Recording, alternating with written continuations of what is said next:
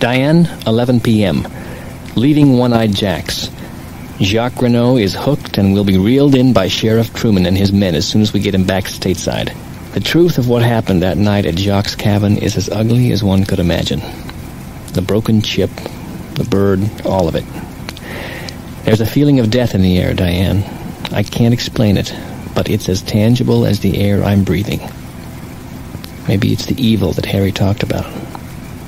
Something is dark and primitive in these ancient woods.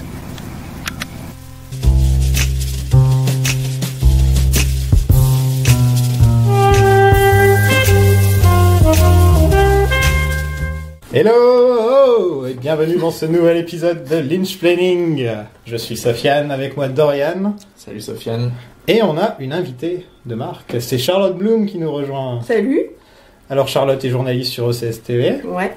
Et tu vas animer la masterclass de Kyle MacLachlan. De Kyle, on va l'appeler Kyle. Kyle, Kyle. Comme David Lynch l'appelle. Ouais, moi je vais l'appeler Kyle. Alors, qu'est-ce que t'as hâte d'y être? Ouais, moi j'ai failli m'évanouir. J'ai su que ça allait être moi.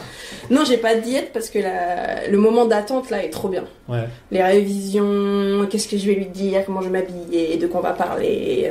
C'est trop cool et puis une fois que c'est fini, c'est fini. Quoi. C'est fini. Et ça dure 1h30 et fin du game quoi. C'est comme quand t'attends une tournée d'un groupe et que la tournée est finie, t'es un peu tristoun. Ouais, c'est un peu ça. Ouais. Sauf que t'as quand même le droit de parler au oui, du groupe. Seulement t'as le pass VIP. Ouais. Non, mais c'est un honneur et c'est aussi une grosse responsabilité, hein, parce que je les connais, les fans de Twin Peaks, j'en fais partie. Hein, donc je sais qu'on est sans pitié. Alors, j'ai l'impression quand même. T'as pas intérêt à dire une connerie, je fais. Grave. Sinon, on en parlera dans chaque épisode. C'est dégueulasse. Comment t'as découvert Twin Peaks? Comment J'ai découvert Twin Peaks quand ça passait sur la 5. J'étais au collège. Et mon meilleur copain de collège, avec qui je suis toujours en contact, 27 ans plus tard, Alban, était archi fan. Et je voyais qu'il était en mode, il avait acheté un dictaphone et tout. Enfin, dans sa tête, il était vraiment Dale Cooper. Il avait un clavier chez lui, il me jouait le générique et tout. Et je me dis, mais qu'est-ce que c'est que ce truc? Mais du coup, le temps qu'il me fasse connaître, j'ai pris en cours de route, je comprenais rien du tout à ce que je regardais. Ah oui, mais ça m'est vachement resté, cette musique et tout ça, et c'est un peu comme quand t'apprends Nietzsche au lycée, que t'en as rien à foutre, et après tu deviens fan de Manson qui parle de Nietzsche, tu te remets à lire Nietzsche tout seul dans ton coin, et tu comprends pourquoi, machin. Là j'ai eu pareil, ça m'est resté, des années plus tard, je me suis dit, j'ai quand même revoir ce truc d'Alban là, et je suis tombée folle amoureuse quoi. C'est vrai que c'est marquant Twin Peaks, hein, quand tu vois quelques images comme ça. J'avais des restes, j'avais les maquettes de scènes de guerre, j'avais les chaussures d'Audrey, enfin j'avais des petits machins, j'avais évidemment les donuts, évidemment ce beau mec brun là, je savais pas trop qui c'était. Mais je comprenais rien quoi, c'était complètement décousu. Je me souviens qu'après il avait les VHS avec les montagnes qui se créent, que j'ai maintenant chez moi, hein, le coffret VHS que depuis j'ai acheté. Coffret.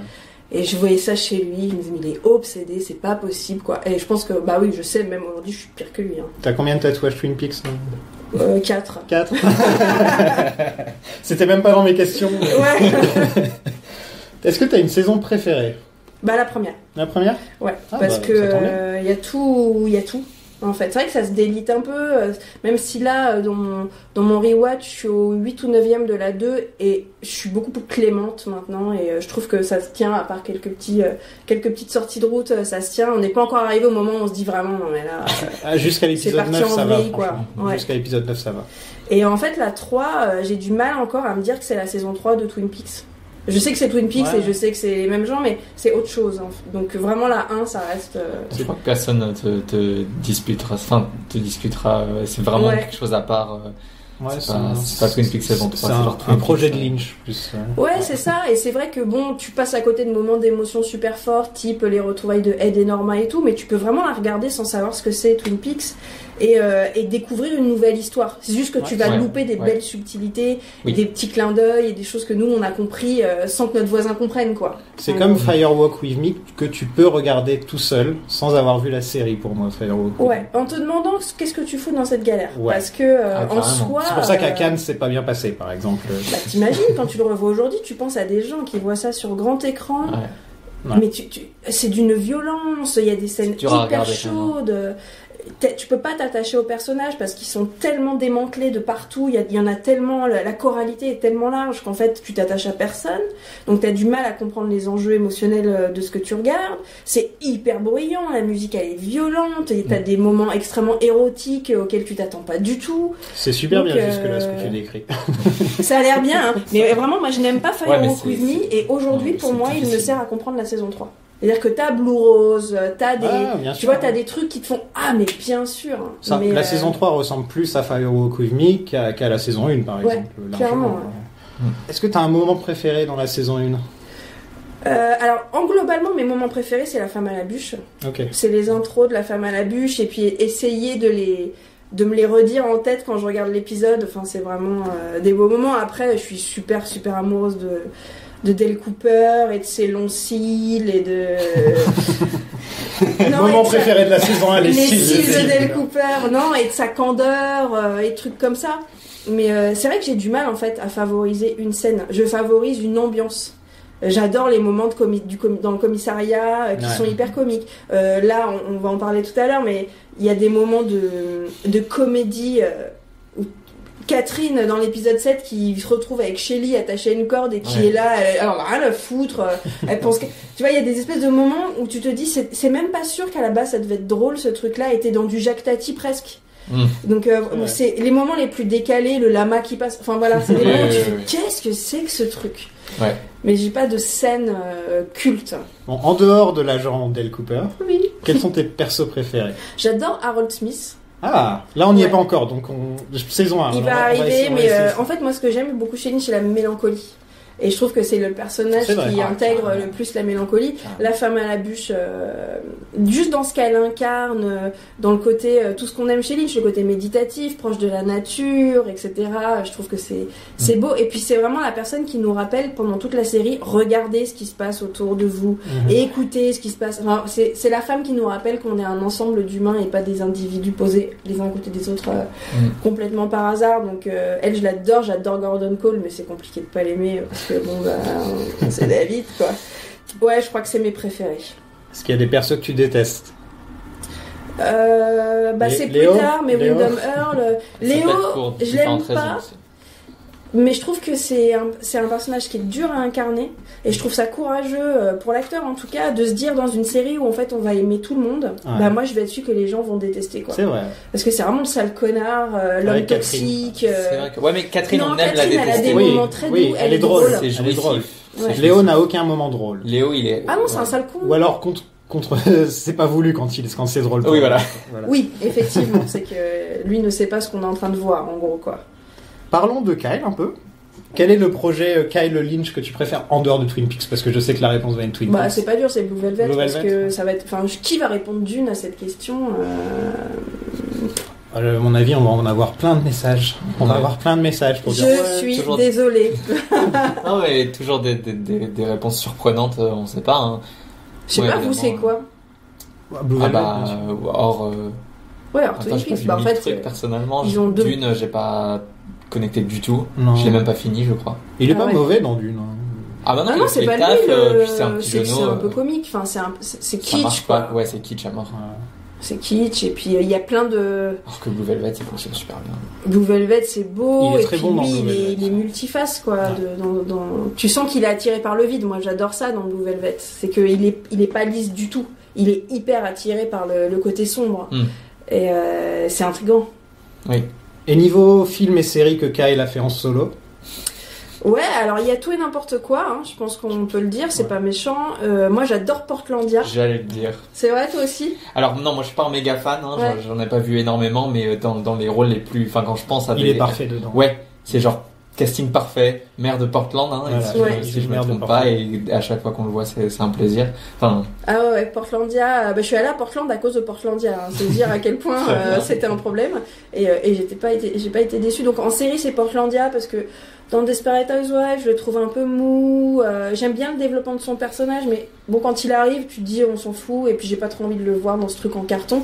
Et en plus, Desperate Housewives, c'est un peu Invitation to Love, quoi. Oui. C'est un peu ce que Lynch déteste. C'est bizarre qu'il ait fait Twin Peaks et qu'ensuite il se disait je vais faire le truc. Ouais, mais je pense qu'il n'y avait pas le choix. Ah, tu penses qu'il fallait manger? Bah, je pense qu'il en était, à mon avis, ça devait être des fans de Twin Peaks, les gens, et ils ont dit bien, on prend Kyle MacLachlan dans la série. Ouais, puis il faut voir comment on lui vend, parce que Desperate, bon, elle a des qualités et des défauts, mais comme Twin Peaks a été, et comme Lost, ça a été une des séries avec lesquelles ABC a essayé de casser le moule. Et je pense que d'une manière, on a dû lui vendre comme ça. Tu te rappelles, à l'époque, Twin Peaks, on faisait des choses différentes. Bah là, tu vas voir, nous, on gratte. Et ça marchait bien. Ouais, et attention, hein, elle est super agréable à regarder. Non, c'est que ça marchait bien au niveau de l'audimat. Ça cartonnait, cette série. Desperate Housewives, c'était vraiment... Ah bah, c'était un... Ouais, c'était au top.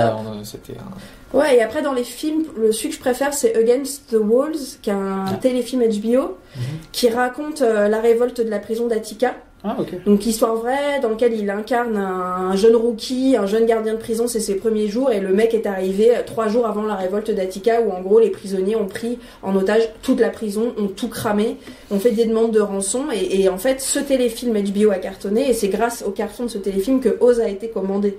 Et comme moi c'est une de mes séries préférées, c'est encore plus important. Et dans ce film, Kyle il est impressionnant parce que vraiment c'est que des mutineries en fait. Le truc, il est esquinté, il est sale, il est pas coiffé, il est vénère. Ce film est génial et lui est génial dedans. Ça me fait penser à Al Pacino qui gueule Attica. Ouais, mais ça a été une des premières et des plus grosses mutineries de prison. Et ils ont vraiment essayé, non pas juste... Les prisonniers voulaient pas s'évader, ils voulaient changer les conditions d'enfermement, manger chaud, avoir des toilettes débouchées. Enfin, ils demandaient des choses complètement normales. Alors ça s'est fait dans la violence, mais c'est un très bon film. Et est-ce que tu veux une saison 4 de Twin Peaks? Non. Non, je voudrais un film de David Lynch. Ah oui. Pourquoi si tu veux, la saison 3 n'étant déjà pas pour moi une saison 3, si tu me donnes une saison 4 qui est encore plus différente de ce que j'ai vu dans la...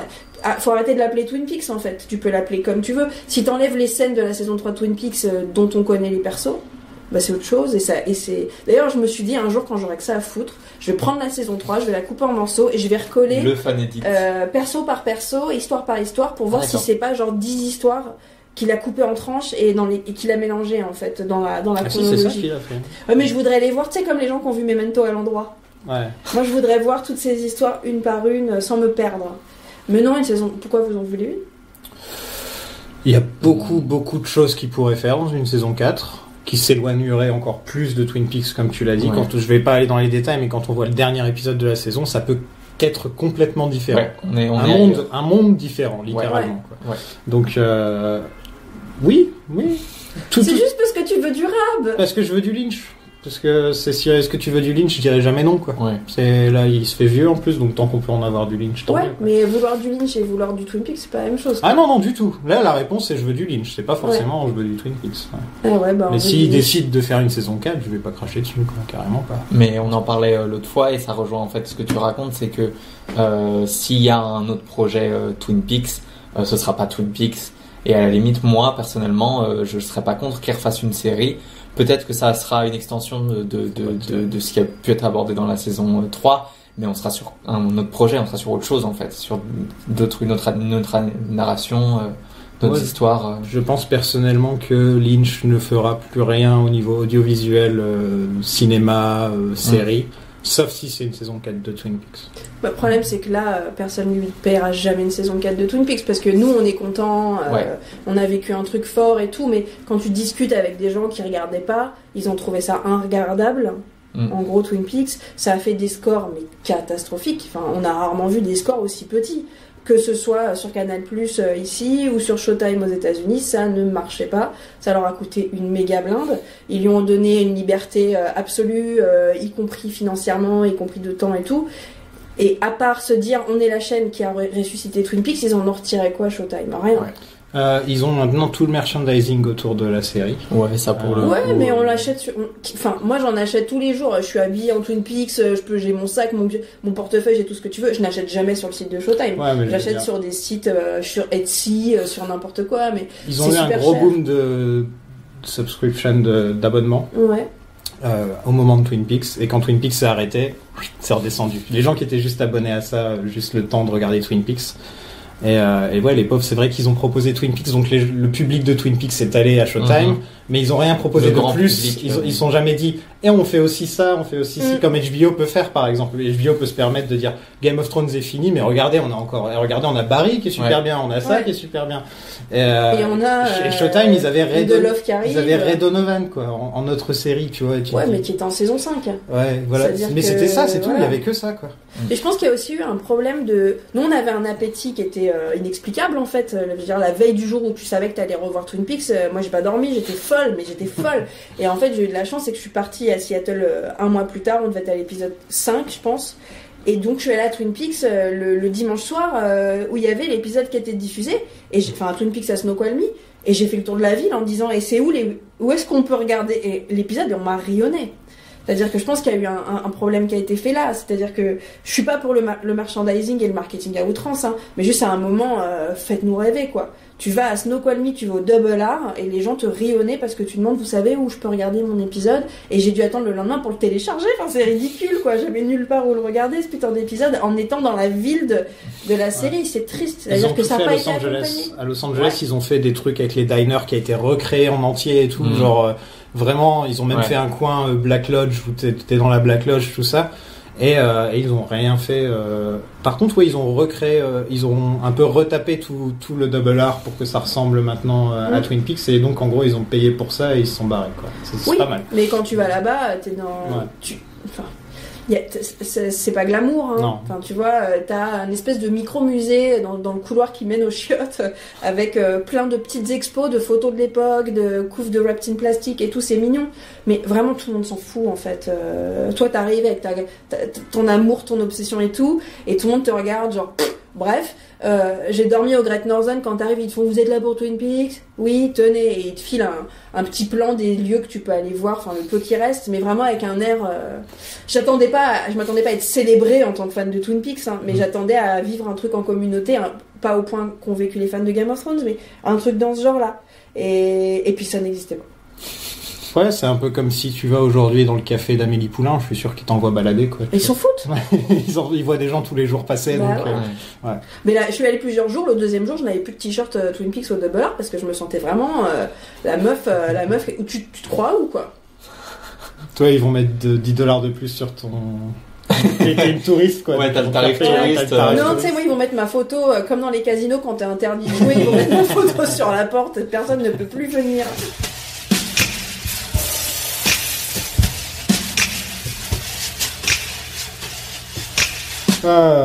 Bon, passons à l'épisode. Oui. Allez, c'est parti. Qui s'appelle The Last Evening. Eh oui. Qui est écrit et réalisé par Mark Frost, un petit gars dont on n'a pas trop parlé. C'est la seule fois qu'il réalise de toute l'histoire de Twin Peaks, et c'est la seule fois que c'est le même scénariste et réalisateur sur un épisode, parce que d'habitude c'était toujours David Lynch et Mark Frost. Et là c'est juste Mark Frost qui fait les deux. Donc bon, c'est sympa. Il a écrit des cliffhangers dans l'histoire, déjà pour se moquer des soap operas. Okay. Donc tous les cliffhangers qu'il y a à la fin, c'était un peu pour se moquer, mais aussi pour forcer la chaîne à renouveler. C'est pas con. Ouais. Et donc en gros ça a marché parce que les gens ils ont appelé la chaîne dès que c'était fini en disant on veut une saison 2, on veut une saison 2. Juste en hurlant. Ouais. What the fuck is that? Et voilà. Donc je trouve ça malin de sa part. Et je me suis rendu compte d'un truc, c'est que là c'est notre 8e épisode. Et on n'a toujours pas parlé d'Angelo Badalamenti. Eh oui. Bah alors les enfants. Franchement, t'aimes bien Badalamenti? Bah j'aime Badalamenti et Lynch. Honnêtement, j'ai jamais fait attention à ce qu'il faisait hors de cette. Il a pas fait grand chose. Hein. De ce cercle. Ah bah alors très bien. Ouais. Bah c'est quand même. Si on essaye de compter en pourcentage, je dirais que c'est 40% de la série, c'est la musique, hein, quand même. C'est vraiment l'utilisation à la pierre et le loup, où chaque personnage a son thème, où on peut t'expliquer que la scène que tu. Il y a vraiment l'idée dans Twin Peaks de aller plus loin que l'image. Enfin, the owls are not what they seem. En gros, c'est ça. Et où tu peux avoir une scène comique, mais avec une musique très dramatique qui te fait comprendre que ne crois pas que la blague que t'es en train d'écouter. Enfin, voilà, je trouve qu'elle raconte une deuxième histoire dans l'histoire. La musique, elle est extraordinaire, quoi. Et elle te dit quand Hank est dans la pièce aussi. Dès qu'il y a Hank qui arrive dans la pièce, c'est ton non. Mais ouais, Twin Peaks, je l'invente pas, c'est une série à mood, c'est une série à ambiance. Évidemment, Badalamenti avec ses synthés là, complètement. On est à fond. Et du coup, il composait avec Lynch. Il a rencontré Lynch en 86 pour Blue Velvet. Blue Velvet. Il avait été engagé pour être le coach vocal de Isabella Rossellini. D'accord. Et à mon avis, ça a dû bien se passer avec Lynch. Et ils ont fait, ok, bah tu fais le film finalement. Est-ce que c'est le coach vocal de Lynch aussi sur ses projets musicaux? Ah oui, sur Crazy Clown Time. Sur ses projets musicaux, il chante comme ça. Oui. Peut-être. Et donc Lynch pour composer le thème de Laura Palmer. Lynch est assis à côté d'Angelo. Il faut que vous trouviez cette vidéo sur YouTube quand Angelo Badalamenti qui raconte comment ils ont écrit le thème de Laura Palmer, elle est sublime. Ah, je pense que je la regarde une fois par semaine. Rien de surprenant. Rien de surprenant. Et donc Lynch est assis à côté d'Angelo. Il lui a dit, OK Angelo, we're in the dark woods and there is a wind blowing through the sycamore trees. The trees. Voilà. Ah, ça faisait longtemps que j'avais pas fait une bonne imitation de Lynch. Et donc ouais, il lui raconte tout ça. Il lui donne des images. Ouais. Et Angelo, il en fait des sons. Et il en fait le thème de Laura voilà, et c'est quelque chose, c'est sympathique le thème de Laura. Parce qu'on passe du côté dark, les arbres justement, l'ambiance des arbres. Ensuite, il y a une femme qui sort des arbres et c'est Laura Palmer et elle est perdue, et elle est belle. Oui. Et là, le piano démarre. Ouais. Et ça monte et ça monte et ça monte. Et ouais, c'est beau. C'est inquiétant et puis ça devient mélodramatique ouais, non, ça raconte une histoire, c'est bien joué, Angelo. Et donc, t'imagines la sensation quand t'es un artiste un peu fucké comme ça, un peu tordu, et que tu trouves ton âme sœur. Ouais. Tu trouves la personne qui comprend ce que tu dis et qui en plus fait ce qui va. Ça doit être extraordinaire, quoi. Ah bah c'est pour ça qu'ils sont pas lâchés. Hein. En plus, il a l'air très très zen et normal, Badalamenti. Tu vois. Oui, il fait son boulot. Et donc j'imagine Lynch en train de sauter tout autour et de parler et d'être là en train de faire plein de gestes. De faire des gestes avec les doigts. Et Angelo il fait You got it. You got it. Non, vraiment. C'est Angelo qui a présenté Julie Cruz à David Lynch. Parce que Lynch il cherchait une voix d'ange. Et donc Angelo il a fait j'ai ça sous le coude, et donc il lui a balancé Julie Cruz à la tronche. Avec un max de reverb. Voilà. Et ils ont bossé ensemble donc sur Blue Velvet, Twin Peaks, On the Air, Wild at Heart, Firewalk with Me, The Straight Story, Mulholland Drive, Rabbits et Twin Peaks The Return. Donc 9 projets ensemble, quoi. Et puis du coup hors audiovisuel, il doit y avoir l'album du coup de Julie Cruz. Oui. Il doit y avoir il y a leur groupe à deux qui s'appelle Thought Gang. Ouais. Qui est très particulier, que je conseille pour ceux qui aiment la musique de Twin Peaks The Return. Si vous aimez le jazz fusion. Voilà, le jazz fusion perdu dans les bois. Voilà. Ouais, je sais pas s'il a participé aux albums musicaux de Lynch. Je crois pas. Hein, c'est trop rock'n'roll. En tout cas, les 2 premiers Julie Cruz, c'est lui. Ah ouais. Voilà. Bah oui, c'est ça, c'est littéralement la musique de Twin Peaks avec Julie Cruz. La musique de Twin Peaks, tu prends les paroles de Lynch, tu prends la musique de Badalamenti et la voix de Julie Cruz, et voilà, c'est la trinité quoi de la musique de Twin Peaks. Il a fait La Cité des enfants perdus niveau musique. Okay. Donc encore un truc à mood, comme tu dis. Ouais. Et Un long dimanche de fiançailles, donc il a bossé avec Jeunet plusieurs fois. des films de Paul Schrader et aussi le film The Beach. Vous vous rappelez du film The Beach? La plage. C'est quoi d'animal Avec Léo. Avec Léo. Un peu un bide total. C'était son premier projet après Titanic et ça avait fait un aïe. Ouais. Il a eu le Grammy Award pour la Best Pop Instrumental Performance en 90 pour le thème de Twin Peaks. Oh. Ouais. Il y a eu un Grammy pour le thème de Twin Peaks. C'est rare qu'il donne. Ouais, non, carrément. Ouais, alors le mot pop est vraiment amusant, non, parce qu'aujourd'hui c'est tellement fort dans la pop culture Twin Peaks que tu vois, en 90, coller le mot pop à ce truc qui était complètement hybride et un ovni, c'est drôle.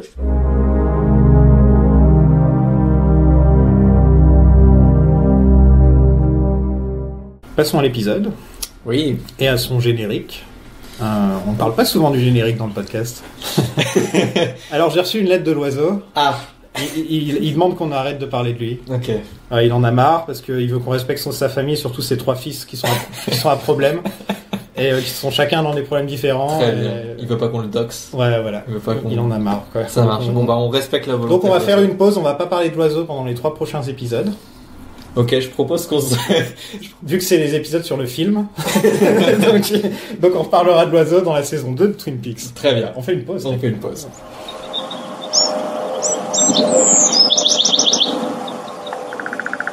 Et on commence l'épisode dans les arbres. Dans les trees. cocotiers, non? Dans les cocotiers. Dans les cocotiers. Donc on est à l'opposé total des arbres habituels. Là, on a des cocotiers, on a une fausse musique hawaiienne. C'est odieux de prononcer comme ça. Je vais le faire tout le temps maintenant. Faut pas que je le fasse en public par contre, hein, parce que sinon je vais devoir me taper. Et ouais, donc on est chez Jacobi bien sûr. C'est une tapisserie que seul Jacobi pourrait avoir. Ouais. Jacobi et Frank dans Scarface. Ah merde, ouais, non, carrément. Je sais pas si tu vois. Ouais, moi je trouve que c'est l'endroit des vacances quoi. Ouais, chez Jacobi. À chaque fois que tu le vois, tu dis oui. bon, au secours, il va se passer un truc. Mais quand même, moi je trouve ça hyper réconfortant de croiser un mec avec une chemise hawaïenne. Il y a quelque chose de chouette là-dedans. Si te contraint maintenant. C'est dur, hein. Ouais, on arrive et on a cette espèce de Je l'aime bien, Jacobi. De tapisserie avec ensuite les bruits de vagues enregistrés. C'est vraiment le faux, les fausses tropiques. Notre petit Scooby Gang arrive. Scooby Gang. Donc c'est Donna et James qui sont même habillés en mode. Enfin, on dirait qu'ils sont vraiment. On dirait un film Disney. Ouais. Ah ouais, Donna à casquette, c'est pas possible. Bernard et Bianca. La meuf, elle a perdu 30% de son potentiel en mettant juste une casquette. Beaucoup étaient dans les cheveux, dans son potentiel. Ah bah elle a des cheveux extraordinaires, Donna. Et on apprend que Jacobi garde des petites ombrelles de tous les endroits où il va et de tous les moments importants de sa vie. Pour les événements. Donc de tous les cocktails qu'il boit aussi. Ça m'étonne pas. C'est un peu... C'est genre, imaginez un truc concernant Jacobi, et ben voilà, on vous le donne, regardez. Donc ça veut dire qu'il fait tout le temps la même chose depuis des années, c'est-à-dire il boit le même cocktail depuis des années, à chaque fois il garde sa petite ombrelle. Il va à Hawaï tout le temps pour faire la même chose, quoi. Ils sont très discrets, alors, le Scooby Gang. Le premier truc qu'ils se disent, c'est viens, on appuie sur tous les boutons. On dirait un cartoon. Franchement, j'ai cru qu'ils allaient marcher sur une brindille. C'est vrai. Genre vraiment, ça allait pas. J'ai remarqué que Jacobi, chez lui, il avait une chaise avec un énorme dossier qui m'a fait penser à deux trucs, qui m'a fait penser au siège de Huey Newton, le mec des Black Panthers, et ça m'a aussi fait penser à la chaise d'Emmanuel. Ah oui, plus dans le délire de Jacobi. Je pensais à Emmanuel, moi. Ouais. Et je cherchais le nom. Je faisais, c'est quoi le nom de ce truc? Bah, concernant Jacobi, voilà. Ouais. C'est, ouais, ça m'étonne pas. Ouais, Emmanuel, ça existait déjà à l'époque, en plus. Oui. Et donc, il trouve la noix de coco. Et dans la noix de coco, il y a le collier et la casquette.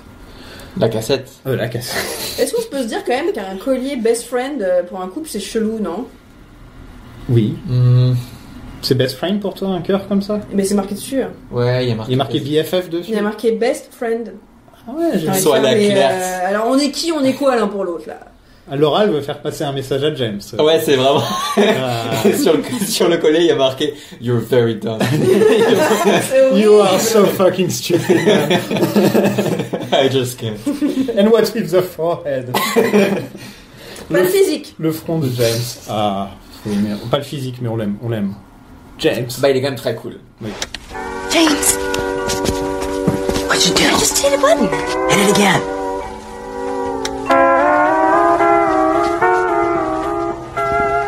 There's gotta be a way to turn it off.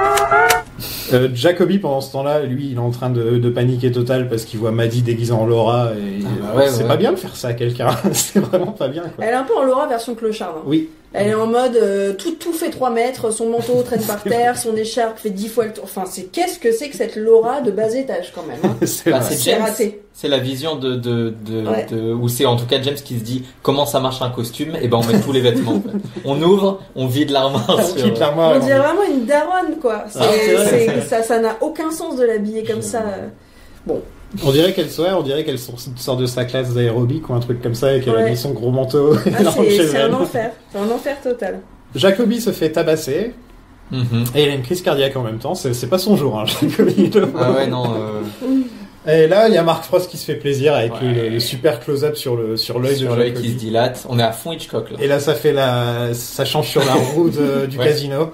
Et tu dis, waouh, Mark Frost, je comprends pourquoi t'as pas réalisé ensuite. Oh, c'est méchant. Non, franchement, quand c'est dans Lost, personne dit rien. Donc, ça suffit. Mais disons qu'il porte vraiment ses références. Ouais. Voilà, on est Hitchcock à fond. Il y a une deuxième fois où il fait un peu le même truc avec Léo et Invitation to Love. Ouais. On en reparlera. Et il fait beaucoup de métaphores comme ça. Et tu te dis, on sent que c'est le mec qui, pour une fois, il tient la caméra. Je suis sûr que je vais faire ça. C'est mon moment. Ça y est, je vais enfin faire ça. Je suis sûr qu'il met des trucs en caps lock dans ses scripts. Ouais. Ça, c'est important. Vous avez remarqué?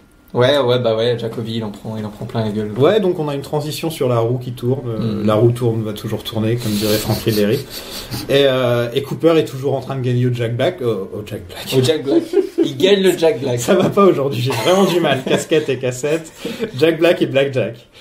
Cooper, il est au top de sa sexiness. Hein. Ouais. Alors déjà, Les Cooper, lunettes, c'est avec les ses lunettes. cils, bon, on a compris que j'avais un problème de cils, mais alors Cooper et des lunettes, mais alors là... On est en Clark Kent à mort. là. Smoke et tout, mais il est...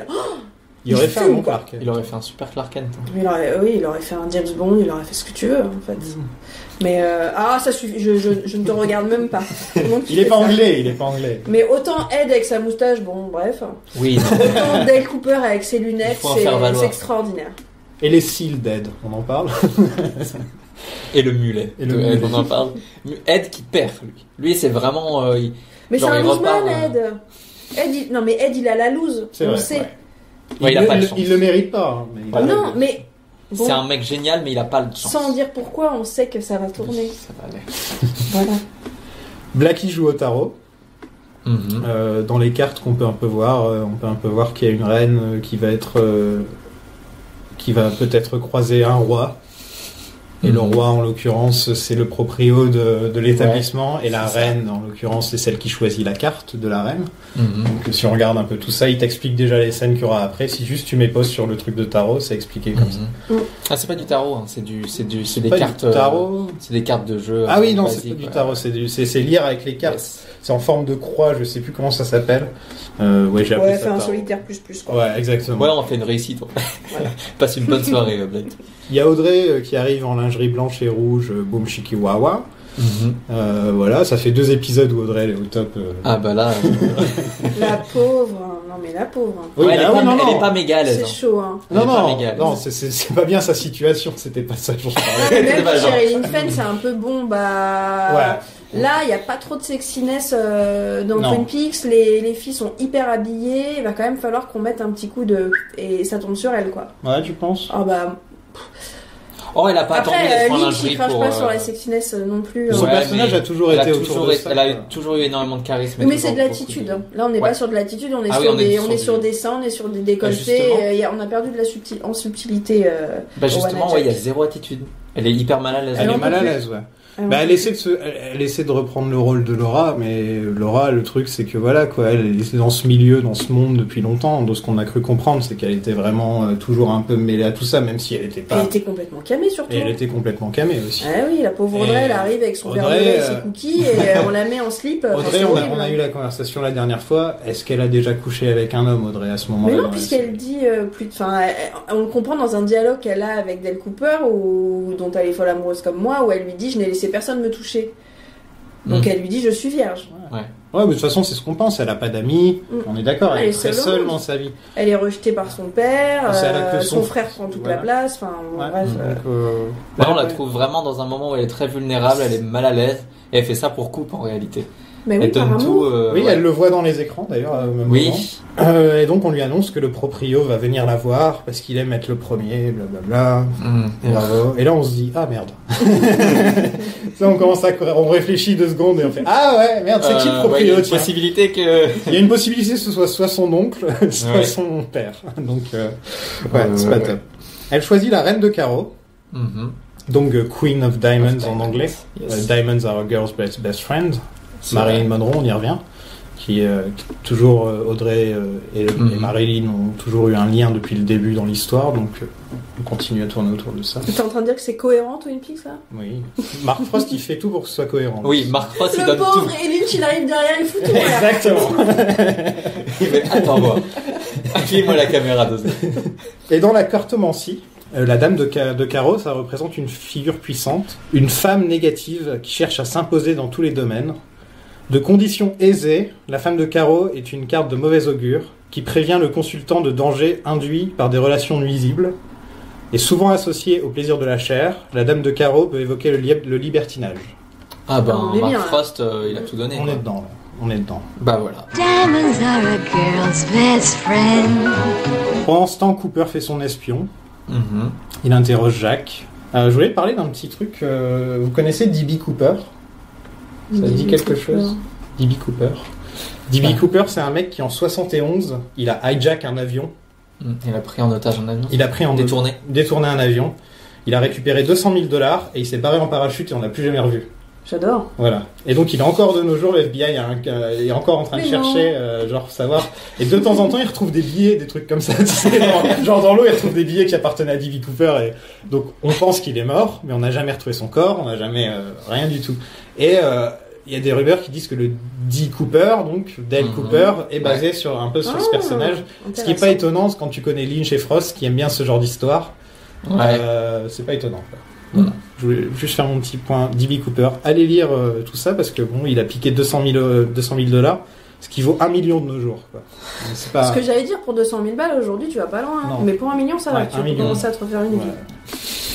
Et dans cette scène, il se fait encore womaniser. Dale Cooper, c'est quand même un aimant à femme. Et dans la carrière de Kyle, c'est un aimant à femme aussi. C'est-à-dire que là, j'ai quand même enchaîné, je pense, 15 films. Dans tous les films, il a toutes les meufs derrière lui. Il inspire ça. Dans sa vie personnelle, jusqu'à ce qu'il se marie là dernièrement. Oui, puis il m'a pas encore rencontré. Attends. Il n'est pas au dernier aimant de sa vie, je te le dis, moi. Laura Dern, Lara Flynn Boyle, c'est pas mal quand même. Je sais pas trop après, mais je pense que... Après, je crois qu'il a connu sa femme et qu'il s'est un peu rangé. Mais... Ouais, pas mal. Et là, donc, du coup, dans cette scène, il est encore approché par une femme. Et encore une fois, il dit non. Mais t'as vu comment il dit non? Non merci, il dit, non, peut-être merci. plus tard. Il dit merci d'avoir proposé. Et t'as envie de faire, dites donc les hommes de 2019. Un petit cours de savoir-vivre avec Dale Cooper, ça vous dit pas?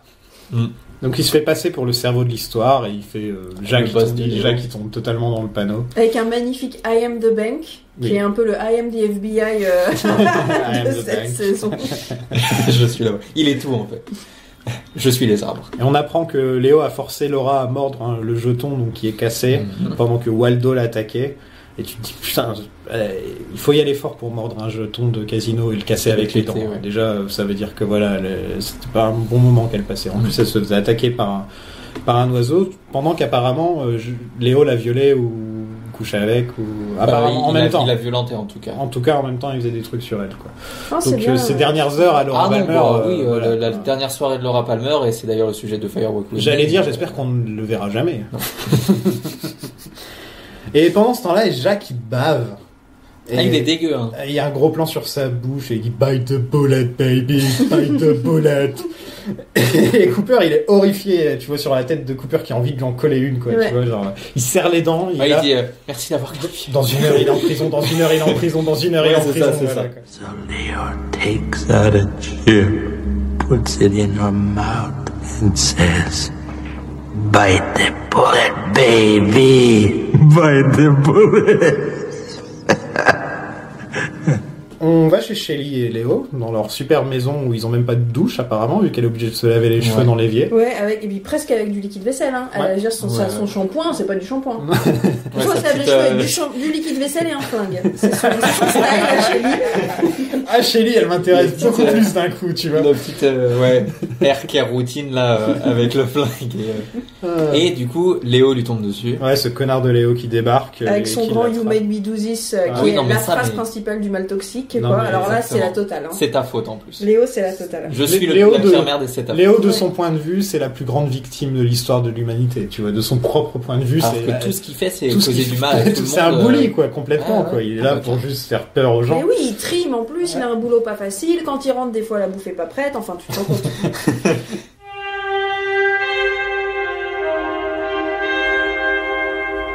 Les Bookhouse Boys vont attraper Jacques.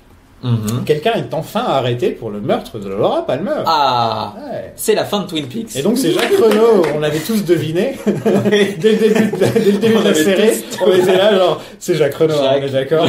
C'est pas The Bullet Baby. Le manque de charisme de Jacques Renault aurait fait que si ça avait été vrai, tu te serais dit non mais non, tu peux pas m'avoir fait tous ces magnifiques personnages pour me mettre un Jacques Renault quoi. Qu'on découvre 5 minutes avant la fin du genre. Allez.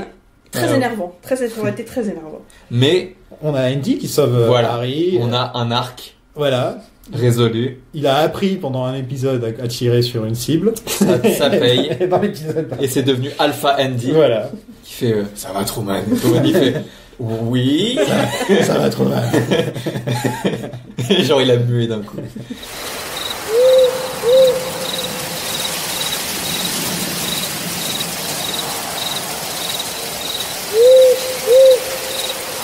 retrouve notre Scooby Gang préféré, qui écoute la dernière cassette de Laura.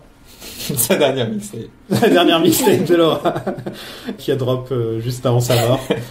Et ouais, donc ils sont dans le salon tranquillement en train d'écouter ça, alors qu'il y a Doc Hayward qui est dans le fond. Parce que jusque là ils étaient genre pointe des pieds, on fait des petits plans secrets, et là ils mettent le truc au milieu de la salle à manger. Limite il y a la mère qui est en chaise roulante dans le coin, tu sais, genre il y a rien qui va. Et James entend pour la première fois ce que tout le monde pense de lui tout bas, qu'il est gentil mais con. Voilà.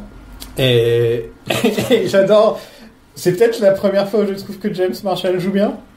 Est-ce qu'il joue pas? Parce qu'il est là genre oh, c'est ça qu'elle pensait de moi. Et tu vois sur sa tête genre oh non. Et j'étais là genre pour la première fois j'ai envie de faire oh câlin mon petit James, viens là. Tu vois vraiment ouais. Parce que bon dans la saison 2 il va me saouler. Donc là c'est les derniers moments avec lui. Ouais, c'est vrai. On avait un peu pitié là. Ouais, justement il dit que il est à la limite il préfère avoir entendu ça, et maintenant qu'il est avec Donna et tout, ça peut lui permettre de tourner un peu la page. Donc voilà. Mais par contre Donna elle se pose pas la question une seule seconde et de se dire mais c'est vrai qu'il est con. Ah non, attends, maintenant que tu me le dis, idiot, je suis sûr et certain que Donna le sait déjà. Que Donna est un peu en train de se dire... Je pense que toutes les femmes dans la pièce, Maddie aussi... Qui le connaît depuis 3 minutes. Maddie qui le connaît depuis 3 minutes, elle est déjà en train de se dire... Maddie... Le mec avec sa moto là. Ouais. En fait, Maddie, c'est ça le test qu'elle lui a fait l'autre fois quand elle lui a dit ouais, je veux bien un Cherry Coke, et ensuite elle l'a pas bu, et James elle l'a même pas fait la gueule. Elle a fait, tu lui en veux encore pour cette histoire de Cherry Coke. Mais je suis d'accord avec toi, on ne gâche pas un Cherry Coke glaçon. Voilà, et tout, en plus on te le paye. En plus, c'était ça, une bouteille machin. Ouais, mais tu le prends emporté, j'en sais rien, tu te débrouilles, mais tu le consommes. Un doggy quoi. bag. On en apprend un peu plus sur l'homme mystère de Laura. Ouais, bah là il dit tout. Elle a essayé de tuer. Apparemment, il a essayé de la tuer plusieurs fois. Mais pendant le sexe, et elle aimait ça. Voilà, c'est son kink. Et il conduit une Little Red Corvette. Désolé, on est obligé. Ouais, c'est marrant comme le Scooby Gang, il abandonne complètement tout. Une fois que ça devient sérieux, là c'est genre, il y a des histoires de meurtre, ok, on va voir la police. Genre, on vient de te dire qu'il y avait quand même 30% du gang qui était idiot, hein. Ouais, donc, il y a un moment, 30% t'es gentil parce que Maddie, elle a pas l'air. Maddie, elle dit rien. Voilà. En gros, c'est un peu Donna qui porte tout sur ses épaules, quoi, c'est le cerveau de l'équipe. Ouais, enfin, le cerveau de casquette quand même. Ouais, c'est vrai, avec sa casquette Steven Spielberg. Donna, en fait, j'ai l'impression que tout, et on aura l'occasion d'en reparler dans la saison 2, en fait, tout son truc, c'est de se chercher, en fait. C'est un peu, autant il y en a, ils essayent de résoudre leur truc. Bobby, on va en parler plus tard dans l'épisode. Mais elle est vraiment genre, elle se cherche, quoi. Mais Audrey aussi, elle se cherche. Enfin, tout le monde se cherche. C'est vrai. Mais de toute façon, t'es dans une communauté resserrée dans laquelle t'as un drame. Et t'as un drame qui a touché tout le monde.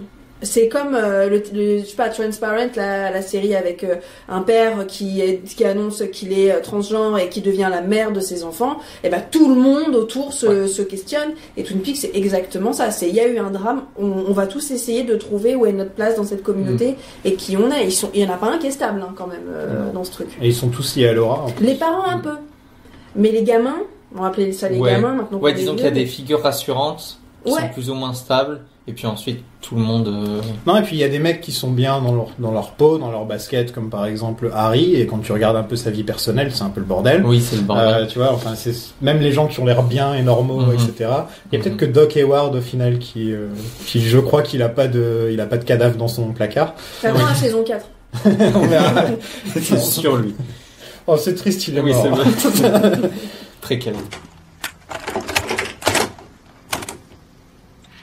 What's up, Doc?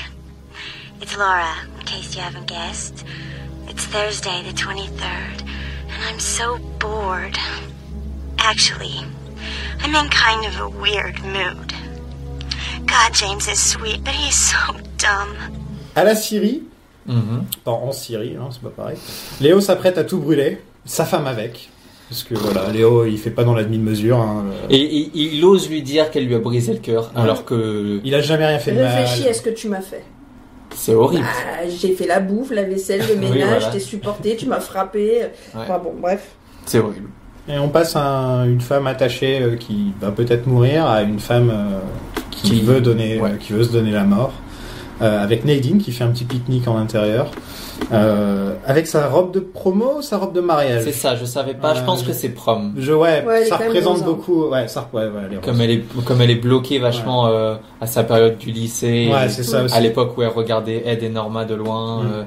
bah là, ouais, elle est vraiment triste toute cette scène. Il y a un vrai Elle est rituel, belle. c'est un vrai suicide rituel, tu vois, où elle se prépare un peu tout. Je crois qu'elle a laissé une lettre et tout. Oui, elle termine d'écrire la lettre qu'elle met dans une petite enveloppe. Et elle dit au vide, revoir. Et pour la première fois depuis le début de la série, Nadine n'est pas drôle. Non. Parce qu'elle est toujours drôle, Nadine, d'habitude. Mais Ouais, grotesque, Elle mais est Grotesque. Et là, pour la première elle est fois. agaçante en fait. Hein, Ouais. je trouve. après, elle a quand même eu des moments qui étaient très touchants. Et là, c'est vraiment le pic où c'est vraiment très. C'est un des. Je sais pas si tu te souviens, bon évidemment, mais dans les 2-3 premiers épisodes, on avait beaucoup de scènes qui étaient très touchantes, très pas dures, mais qui déchiraient un petit peu le cœur, quoi. Et ensuite, on en avait plus trop pendant un petit moment. Ben là, c'en est carrément une. Enfin, moi, en tout cas, avec la musique qui est presque, on dirait une musique d'un film de Disney. Elle est dans sa robe de princesse. Sa vision de Disney est très particulière. Alors c'est vrai. Non mais, enfin, je sais pas, c'est une musique qui est très, c'est pas joyeux, mais c'est très conte de fée presque. Je trouve Non, qu'il y a mais un c'est côté vrai. Ah, mais de toute tragique, façon, c'est une princesse dans sa c'est une tête, princesse, ouais. Nadine. Hein. Mhm. Avec son prince charmant, d'ailleurs. Oui. Et son eye patch. En parlant de princesse et de prince charmant, allons voir Hank et Josie. Josie lui devait $90 000, rien que ça, hein, tranquillou, elle a ça dans une mallette à l'ancienne. Et apparemment, c'est pour un truc qu'ils ont manigancé avant que Hank se retrouve en prison. Donc, C'est ça. est-ce que vous comprenez, sans aller sur Wiki, etc., ou sans Ouais. s'arrêter pour réfléchir, est-ce que vous comprenez l'histoire de Josie et Hank Alors, moi j'ai plus Depuis ou moins le début. compris un truc. Ouais. depuis le début? Ouais. Bah, C'est si. franchement, ça, c'est trop dispersé en plusieurs scènes en fait. Ouais. Et là, d'un seul coup, ils nous balancent tout. Et moi, je trouve que c'est un peu un Alors- gloubi-boulga de on s'en fout, quoi. Ma version à moi, c'est que en gros, Josie voulait récupérer le business et tout ça. Elle a fait appel à Hank pour se débarrasser de son mari. Bon, il y a peut-être eu plus de complications. Et ensuite, pour éviter de se faire choper pour la mort du mari, et ben il y a eu cette Moi, j'ai pas ça cet sur autre assassinat en voiture. J'ai pas ça sur l'assassinat. Pour moi, c'est Josie qui a eu un accident de voiture et c'est Hank qui s'est fait passer pour. Pour Josie. elle, pour que, ok. Ah, alors que moi, je pensais que Josie avait tué son mari et qu'elle avait dealé avec Hank, qu'elle voulait pas aller en prison et que Mhm. lui, il s'auto-accuse, Vous voyez, il va en prison vous à sa voyez, on a place. tous les trois un carrément. truc différent, quoi. Ouais. Ouais. Bah, et ce qui est bien, c'est que tout se tient. En tout cas, Après, peu tu importe ce choisis que ton c'est, c'est histoire. ça. On aura sûrement plus de réponses dans les épisodes précédents, mais ça c'est une histoire Suivant. c'est dans les épisodes suivants. Mais là c'est genre une histoire dont je Ouais. me souviens pas forcément dans. Bah, il lui dit très clairement quand même la mort. Enfin, quand il parle de la mort de son Andrew, Oui il ça s'appelle. oui ça oui. Ouais. Il lui en parle en mode clin d'œil, you made me do this. Et il lui fait comprendre qu'il a fait de la prison pour elle Oui. et que en gros il lui loue son temps derrière les barreaux. D'ailleurs, il hésite sur la somme. Il lui dit alors du coup tu crois que ça vaut combien? On avait dit 90 000, mais je sais pas combien de temps il me reste à vivre. Donc en gros proportionnellement au temps qu'il me reste à vivre, si j'ai passé 10%, Prorata. il fait des maths. Enfin il essaye parce qu'il est complètement paumé. Mais en gros il lui dit tu me dois de l'argent pour le temps que tu m'as volé quoi. Ouais, ouais. Enfin que je t'ai loué. En Ouais, tout cas, le- ce qui est clair, c'est qu'ils ont fait des magouilles ensemble, qu'il Ouais. est tombé à sa place et que c'est pour ça qu'elle lui doit quelque chose. Ouais, on sait, c'est juste pas vraiment le contexte de comment il est Voilà. tombé à sa place. Voilà. C'est juste, Bon, non, le coup du mari qui est mort dans un accident de bateau, ça j'avais bien compris que c'était Hank, y Ouais. a pas de problème. Quoi. Hank il est un peu philosophe sur les bords. Hein. Ouais, alors Philosophe de vraiment, comptoir, philosophe de- qui Ouais, sort philosophe de de diner. Hein. qui sort de prison. Philosophe quoi. de C'est zone. le mec qui sort de prison et qui a lu 2-3 bouquins pendant qu'il est en prison et donc il comprend tout à la vie d'un seul coup. Et il te sort un peu de la philosophie qui dit orientale. Alors Non, que j'ai... il dit c'est pas oriental, mais ça s'en approche. C'est la philosophie de la zonze. Ouais. Et Apparemment, c'est plus une philosophie qui date des temps grecs, genre des philosophes Antique. grecs antiques. Voilà. Mhm. Et donc, soit. En gros, c'est une fois que tu fais des business avec quelqu'un, et ben c'est les gens sont liés pour la vie. Et c'est pour ça qu'il fait ces petits délires de pacte. ouais, il a des cornes Bah, dans c'est un un pot. peu une règle de Twin Peaks parce que quand tu vois l'espèce d'alliance Ben Horn et Ouais. Catherine, il y a aussi un truc comme ça. Hein, c'est tu crois quand même pas qu'on va régler le deal et qu'après t'entendras plus parler de moi. Enfin, il y a beaucoup Ouais, de ouais, ça. ouais, C'est à la vie à la mort, hein, vraiment Twin Peaks. Mhm. Ah bah oui. Même Léo et Bobby, enfin, si on regarde. Ouais, exactement. T'as plein de petits duos comme ça de gens qui se doivent quelque chose et un ping-pong de tu me dois, je te dois. Il a des cornes dans un plan. Ouais, il y a un Et plan. ce avec plan des est cornes. génial. Mark Frost. Ouais, ils l'ont piqué dans le dernier Game of Thrones, hein, avec le dragon derrière Daenerys. Ça m'a fait rire. Ouais, ça a pas la même portée tout de suite. Et donc ça veut dire que Hank est un Baratheon, on est d'accord. Et donc ils se font une sorte de pacte, cérémonie de pacte sur le sang, d'échange de ça, quoi, de sang. Et c'est très répandu chez les sorcières de tous les dans temps, les rituels dans les païens. rituels de vicanisme, Et ça me fait penser à la scène du film The Doors que tu as déjà vu, je pense. Tu l'as pas vu, le film The Doors? Non. Sur Jim Morrison. Donc. Meilleure perruque pour Kyle. Il y a Kyle dedans, c'est vrai. Bah oui. Il joue Raymond Zarek. Bah bien sûr. Il joue Raymond Zarek. J'oublie tout le temps, à chaque fois que je regarde ce film, je fais. Non, après, faut dire que Val Kilmer il tue. Hein, c'est Val juste, Kilmer il est prend très toute la place.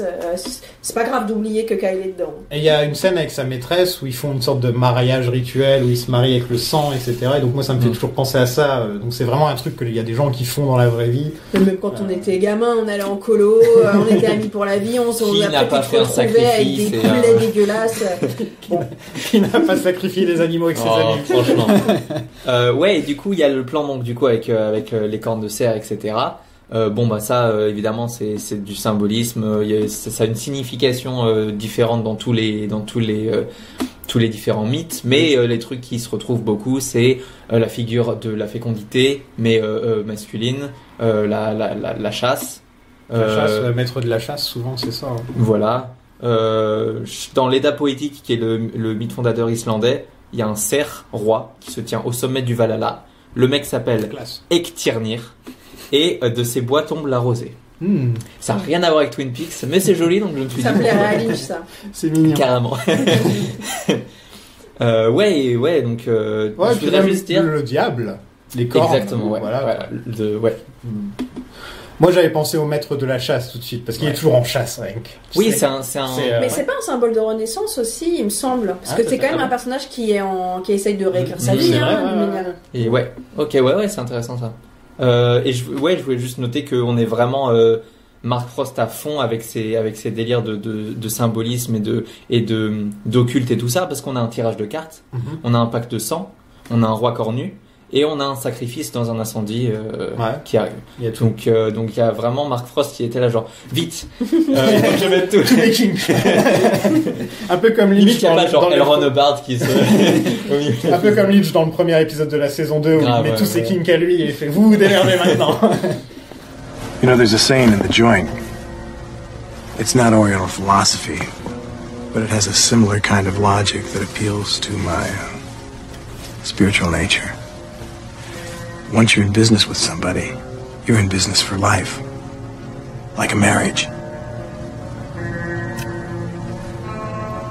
Catherine, elle cherche toujours le livre des contes. Catherine, elle est en mode séduction, mais elle est géniale. Alors, d'abord, elle essaye d'embobiner Pete, mais alors en mode, mais allez, on met tout le tapis, on s'aime encore. Mais lui, il est tellement touchant, quoi, Pete Martell.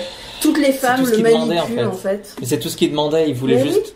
Il veut exister. Au départ, il est méfiant, mais même s'il sait certainement que c'est du bullshit, lui, tout ce qu'il veut, c'est retrouver Catherine et retrouver ce qu'ils avaient au début, et c'est tout mignon, quoi. Alors que elle, vraiment, elle nous donne un espoir, mais à peine pendant 10 secondes. On y croit, il y a la musique ensuite, et il y a la musique, on est là, genre Angelo. Et ensuite, on la voit faire un. Tu m'as trahi, Angelo.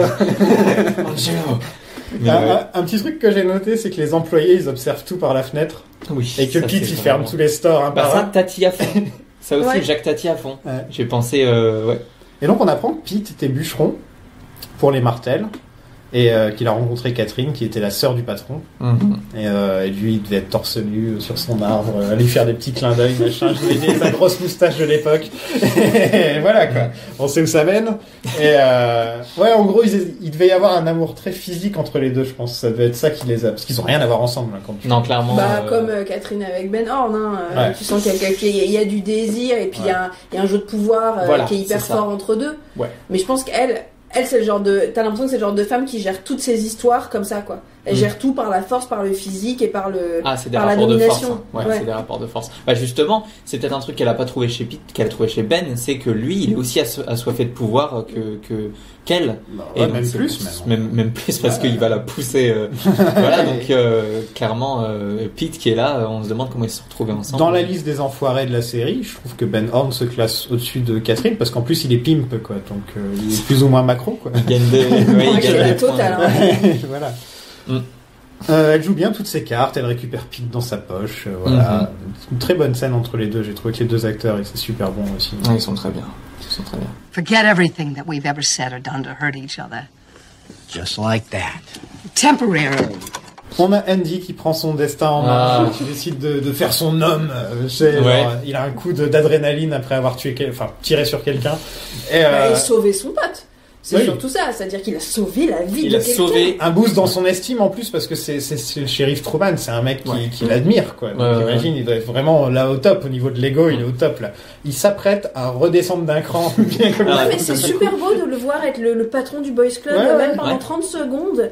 Parce que c'est quand même un personnage hyper faible, on l'a vu pleurer devant des cadavres, enfin bon, le pauvre il en prend plein la gueule, même Lucy elle est pas hyper sympa avec lui, en plus là il est en galère, il comprend pas comment il peut la gérer, elle veut plus lui parler, on sait pas encore pourquoi mais on va pas tarder, et d'un coup c'est lui la star et c'est trop joli quoi. Ouais, donc il est en mode alpha à fond, il dit je vais aller récupérer ma bonne femme. Et en plus encouragé par ses potes qui lui disent allez c'est trop beau. Et j'aime bien c'est que il la retourne, c'est genre, il lui met la main, et elle se retourne, et là, il l'attrape, et il l'embrasse. Un film noir, quoi. Mais là, ça essaie de faire un film noir, mais en même temps, c'est très gauche. Tu sais, genre, il est pas habitué à faire ça. Voilà, il est pas habitué à faire ça, elle est pas habituée non plus. Donc disons que Andy fait comme dans les films. Elle est vraiment drôle, cette scène. Ouais, c'est vrai. Il était un cow-boy il y a 2 minutes, et maintenant, c'est Clark Gable, quoi. Ouais, on dirait qu'on aura toujours pareil. Elle me fait vraiment rire, cette scène, il y a très peu de dialogue. C'est tout dans le...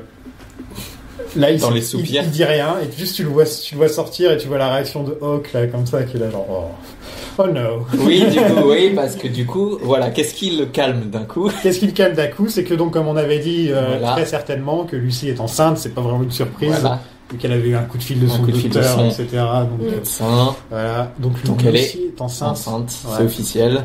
J'espère que son fils ou sa fille aura un destin, que la route s'ouvrira pour cette personne. Moi, elle m'a choqué cette news parce que pour moi, Lucy et Andy sont complètement asexués, quoi. Tu peux pas t'imaginer. Tu vois, ils sont hyper naïfs, on dirait 2 angelots, ils vivent pas du tout dans leur monde, ils sont perchés. Ouais. Et là, je me suis dit, ils ont une vie sexuelle. Même les gens perchés ont une vie sexuelle. Ouais, mais ils sont...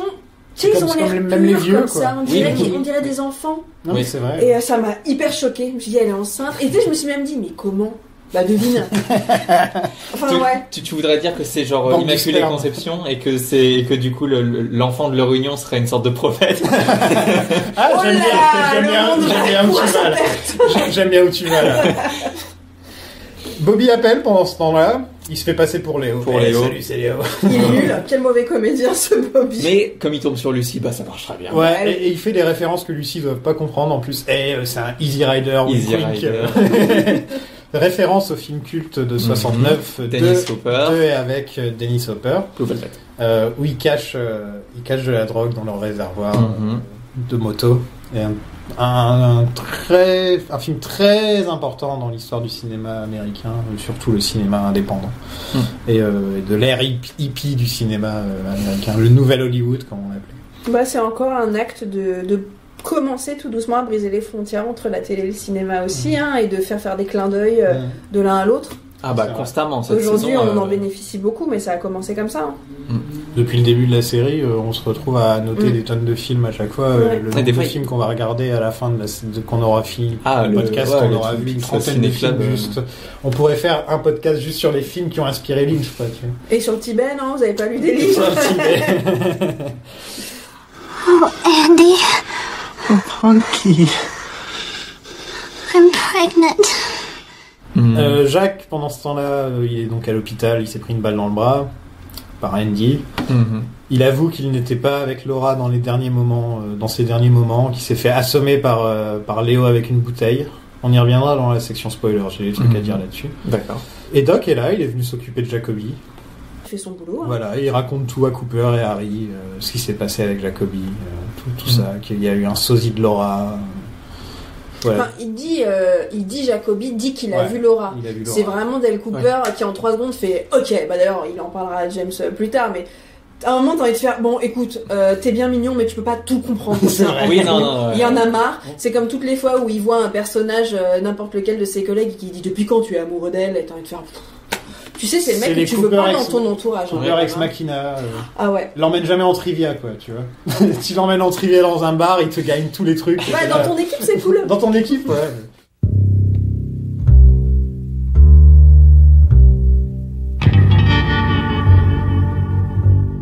Ensuite, On retourne chez Pete et Catherine. Hein. ouais, où Ouais. Catherine reçoit un appel de Hank. Hank qui Qui, passe ses petits coups de fil pendant chaque épisode. Mais il est sympa parce qu'il fait avancer C'est l'épisode. vrai, il fait Il toujours est avancer bien le plan. serviable, Hank. Il est là que pour ça. Il est arrivé il y a 2 épisodes pour dire on avance un peu tout là. Ça arrive hein, là le final, donc il faut. Donc ouais, il lui dit ce que tu cherches, c'est à la Syrie. Ouais. Va à la Syrie, s'il te plaît. Pour retrouver donc son livre de comptes soi-disant. Elle prend un flingue. parce que- Elle est en mode femme d'affaires, elle s'en fout, elle est pas là pour discuter. Elle est en mode qu'est-ce que tu veux, let's talk terms, genre Et elle je dit- crois pas que tu vas m'embrouiller 5 minutes. C'est pas tu son me dis. premier rodéo. Elle dit à Pete de non. quitter la pièce Ouais, en lui trop claquant drôle. les doigts Ouais. 2-3 fois. genre. Parce qu'il lui fait notre amour retrouvé. Et Et ensuite, elle elle dégage. fait prends 5 minutes. Attends-moi dans la voiture. Et donc elle prend un flingue avant de partir, ce qui m'a fait rire parce que tout le monde a un flingue dans cette série. hein. C'est l'Amérique, mec. Mais vraiment, mais c'est l'Amérique en général, mais C'est l'Amérique. c'est virgule. l'Amérique. mec. Même l'Amérique, ouais, non mais c'est mon The Wire ça, mais même l'Amérique de Lynch a des flingues. Hein. Mm. C'est ça, ouais. American Man. On va au Double R, c'est la première fois de l'épisode qu'on va. Bah, on a le petit point Hank qui fait son good guy. Malgré Comment la c'est musique. possible qu'on aille au Double R parce que ça se passe toute la nuit l'épisode. Franchement, je crois que le Double R il ferme jamais. Ouais. Ouais, bah, elle fait ses Puis comptes attends, d'ailleurs, les donc c'est la diners fin de journée. 24/7 aux États-Unis, c'est pas rare. Ouais, hein. ça existe. Norma, elle dort jamais en fait. Normal, non. C'est comme ça qu'elle garde sa beauté naturelle. Hank essaie encore de se faire passer pour le mec qui a changé, tout ça. Et on a droit donc au pire baiser de Elle est trop gentille. la saison. Ouais. Moi j'ai envie de rentrer dans le diner, de lui mettre une claque derrière la tête et de repartir. Vraiment, je déteste ce personnage. Auquel des deux Non, normal, j'ai envie de m'asseoir et de faire meuf, Comment écoute, on va discuter 5 minutes, tu vas voir, je vais t'éclaircir vite fait à faire. Parce que j'ai trop de peine, j'aime tellement ce personnage. Non, mais elle le il est sait si en beau. plus. On a rien à lui Ouais, expliquer mais parce elle a qu'elle le envie d'y sait. croire un peu, tu sens qu'elle a. Ça fait Son peur, truc ça. Elle a avec peur, elle, ça surtout. tient pas, elle y arrive pas, il se débarrassera jamais de Nadine, c'est la galère. Lui, il revient. Quand même, faut quand même se souvenir qu'à Twin Peaks, tout le monde est en couple, quoi. Ça se passe peut-être mal, mais t'as un amoureux. Si on te dit comment ça va ta vie amoureuse, t'as une réponse à donner. Ils sont tous polis sans le vouloir. Non. Il y a Normal, que c'est Jacobi compliqué quand même, hein. il y a que Jacobi si je me trompe pas. Ouais, parce il est que c'est un libertin, vieux Jacobi. pervers, Ouais, ça Jacobi. marche avec son personnage qui soit seul. Et Et voilà. Ben n'est pas en couple non plus, ce qui est c'est assez Il est en étonnant. couple avec son frère, Ah non, il est avec- marié, je suis bête, j'oublie Bah toujours oui, il qu'il est a une marié. femme. Bah, la femme, elle dit rien, elle est à J'oublie table, tout elle le mange ses temps, petits ouais, pois c'est et ça. voilà. Et regarde elle ailleurs parce n'existe pas en fait. parce qu'elle a plus aucune dignité, la pauvre. Tellement il doit la Après, tromper. les à femmes droite à autour gauche. de Ben Horn, elles n'existent pas. Hein. Elles sont assistantes. Quand c'est sa fille, il en a rien à foutre. Elle pense qu'il a honte de lui. Enfin, je veux dire, c'est le gros misogyne aussi de la série, Ben Horn. C'est son arc dans la saison 3 d'ailleurs. Big Ed rentre et il trouve Nadine sur le sol, c'est triste. C'est pas un bon jour pour ni Norman ni Ed. J'ai noté, ouais, on enchaîne 2 scènes difficiles pour entre elle qui s'embrasse, qui embrasse Hank et t'as envie de gueuler Norman non devant ta télé. Et Big Ed qui se retrouve encore plus Ça c'est hyper tragédie. dans Ça, cette affaire. ça fait très tableau. Il la tient elle est dans sa robe en soie. Il la tient alors qu'elle est inconsciente. C'est genre Roméo et Juliette quasi. Mais vraiment. Ouais, après moi je me suis dit, tu vois, c'est là qu'il y a un micro défaut. Enfin, ce que j'aime dans Twin Peaks, c'est les backstories, c'est que tu sais que tous ces personnages ils sont complets, ils sont complexes. Et je trouve que Nadine, moi, quand elle fait sa TS, je me dis bon, c'est pas cool, c'est un personnage de Twin Peaks, mais en fait je la connais pas. Je connais pas ce personnage. Pour moi, c'est l'obstacle entre Ed et Norma. C'est ça. C'est la relou avec ses rideaux, qui a pas, enfin qui est en plus à moitié bipolaire. Enfin, soit elle est adorable avec Ed, soit elle est horrible avec lui. Donc c'est une histoire d'amour qui est hyper compliquée. Et j'ai du mal, même si plus tard Ed va expliquer leur relation, le patch et tout ça. J'ai du mal à être triste. Et vraiment, il y a un côté maléfique en moi qui me dit ouh là là, il va pouvoir se mettre avec Norma. Mais en fait, moi, tu vois, je le voyais un peu, je le voyais plus ou moins de la même manière jusqu'à cette scène justement, où je trouve que cette scène, c'est vraiment elle qui se dit, en fait, je suis un obstacle à tout le monde. Mais donc, oui, c'est vrai. je vais arrêter ça. Et du coup, c'est pour ça que c'est hyper touchant. Je pense que c'est son échec surtout. Oui, c'est ses rideaux en fait. C'est Oui, Ouais, c'est ouais, oui. c'est rideaux. C'est vrai que c'était assez mignon parce qu'on l'entendait dire tout ce que je comptais nous acheter, j'allais nous faire une vie. Mais en fait, pour moi, quelqu'un qui dit ça à sa moitié est en train de lui dire tu ne me suffis pas en fait. Et en train de lui dire notre histoire d'amour ne fonctionne pas, donc je vais nous acheter un bateau, une maison, des vacances, des machins. Non, si ça marche dans un petit appartement pourri et c'est pas la peine. Et c'est pour ça aussi que quelque part t'as envie de te dire bon, qu'elle disparaisse, qu'ils se mettent avec Norma parce qu'ils sont fous amoureux et voilà quoi. Mais ça c'est notre côté midinette. Twin Peaks Sheriff Station, may I help you? One moment, please. Leland débarque au sheriff department pour demander si c'est vrai qu'ils vont l'assassin de Laura. On lui dit qu'en gros il est à l'hôpital, donc lui il va aller à l'hôpital. Et il confirme que Doc il sera pas à l'hôpital. Il dit tu seras pas sur le lieu. Hein. Ou non, j'avais l'impression qu'il disait je peux venir avec toi. Si tu vas à l'hôpital, tu peux me déposer. Tu peux ouais, franchement, je l'ai vu comme ça, comme un con. J'étais là, genre, il cherchait quelqu'un pour le déposer. Il voulait un Uber, quoi. Ouais, il voulait un Uber. Mais ouais, il fait flipper. Il continue à faire flipper. Il continue à faire flipper. Ça fait 2 épisodes où Leland, il est passé du mec qui fait pitié au mec qui fait flipper. Qui fixe le vide dans le noir. Là, il arrive au shérif département en disant bon, où est-ce que je peux trouver le mec à buter James donne la cassette à Coupe et il parle du mec qui conduit une Little Red Corvette. Voilà. C'est dans notre contrat. On est navré. Et Harry arrive avec la drogue trouvée dans la moto et là les deux ils lui font on est vraiment déçus James. On attendait beaucoup plus James, de toi. Pas cool. James, on en attendait beaucoup plus de toi. Quand on est moche, on est poli. On avait dit pas le physique. C'est vous qui avez commencé sur le front. Ça suffit. Bobby va voir Shelly. On dit souvent ça, j'ai l'impression. Mais Léo, il attend dans le noir, derrière la porte, il sort comme un... Tu sais, genre... un loupard qui sort du noir, comme on dit. Ouais, il est là. Si, c'est dans Rocky, ok. Ah bon, voilà. Et Bobby, il essaie de danser un peu autour, genre... justement, c'était toi que je venais de voir. Non, ça marche pas. Mais bien essayé quand même. Et donc, Léo, il va pour tuer Bobby avec une hache, parce que voilà... Parce que Léo, hein... Léo et... Hank lui tire dessus. Oui, il a la fenêtre. Parce que Hank, il est partout, dans toutes les scènes, il est là. Oui, franchement, regarde, dans toutes les scènes, il y a Hank. Le mec, il est quand même à 10 pas de la fenêtre, il tire, il l'atteint direct, il fait un trou trop nickel dans la fenêtre, il évite Bobby. Et il fait ouh. Cet épisode, c'est un cartoon. Il le remet dans le fond. Léo agonise en regardant, du coup... La même scène. Se produire dans Invitation to Love. Ouais. Où le loupard... Chet tire sur le loupard. On sait pas qui c'est le loupard, mais... Voilà, c'est le mec à veste en cuir. C'est le mec, le Léo de la série. Le Léo de la série qui se prend une balle. Et Léo qui est devant la télé en train de se dire vraiment c'est ça la dernière chose que je vais voir de ma vie. Je crois que même Léo qui a jamais eu une pensée intelligente de sa vie, là il s'est dit... Oh non, quand même. Oh non, quand même pas. Là. C'est un peu on the nose. Invitation to Love will return. Catherine arrive à la Syrie. Très... scène géniale où Catherine elle peut pas être plus, elle est pique Catherine. Il y a le feu qui démarre, elle s'en fout. Il y a Shelly qui pleure qu'on peut plus, qui demande à ce qu'on lui enlève son bâillon. Catherine, vraiment c'est limite si elle lui dit pas excuse-moi, j'ai autre chose à gérer là, t'es mignonne, je cherche quelque chose. Elle est horrible. Déjà, et géniale. Elle est géniale. Et oui, limite, qu'est-ce que tu fais chez moi? Excuse-moi, je suis attachée et on va cramer, donc j'ai pas vraiment choisi cette situation. Elle prend 5 minutes et c'est un truc qui revient souvent dans Twin Peaks, quelqu'un qui est en danger. Et on met très longtemps à l'aider. Oui. C'est un truc qui va revenir dans le prochain épisode. Réfléchir. Et c'est un truc que j'adore, moi, personnellement. Ce truc genre, on est à 2 doigts de crever. Attends 2 secondes. J'ai pas vraiment j'ai besoin de... faut que je regarde la situation un peu plus. Ça, c'est un peu le genre de scène qui, aujourd'hui, je pense que les showrunners, les auteurs jalousent encore. Ouais. Parce qu'il y a des chaînes, notamment les gens qui bossent sur les networks, on les speed, on leur dit ta scène, elle est trop longue, coupe, va plus vite. Et ils doivent regarder ça et faire non mais moi aussi j'ai envie de prendre le temps juste de prendre le temps d'écrire ma scène. Quand ils ont dû voir la saison 3, ils ont dû pleurer quoi. En fait. Ah ouais, c'est clair. La saison 3, c'est que David Lynch qui prend son temps. Qui dit regardez ce que vous pouvez pas faire. Voilà. Un mec qui passe le balai.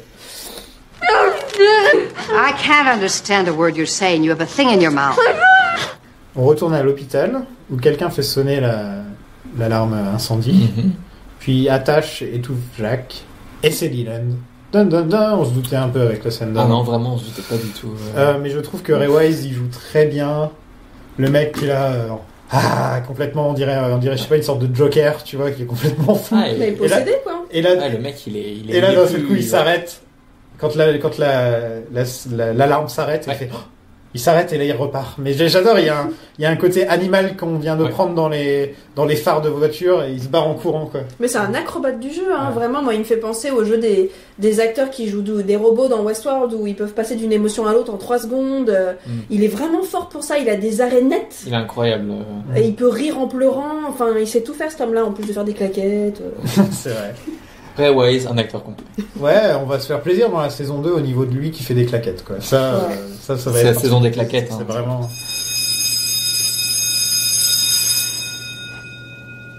En même temps, il y a Pete qui décide de faire son héros et de foncer dans les flammes pour sauver Catherine, alors qu'on est sûr que Catherine est déjà sortie de l'immeuble depuis longtemps. Oui, non, mais...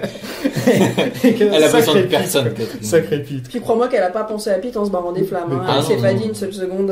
Pas du tout, quoi. Ben signe enfin les Islandais. Ah, bravo Ben. La subplot dont on attendait la résolution, vraiment le projet Ghostwood. Et il veut aller voir la nouvelle fille, One Eye Jax.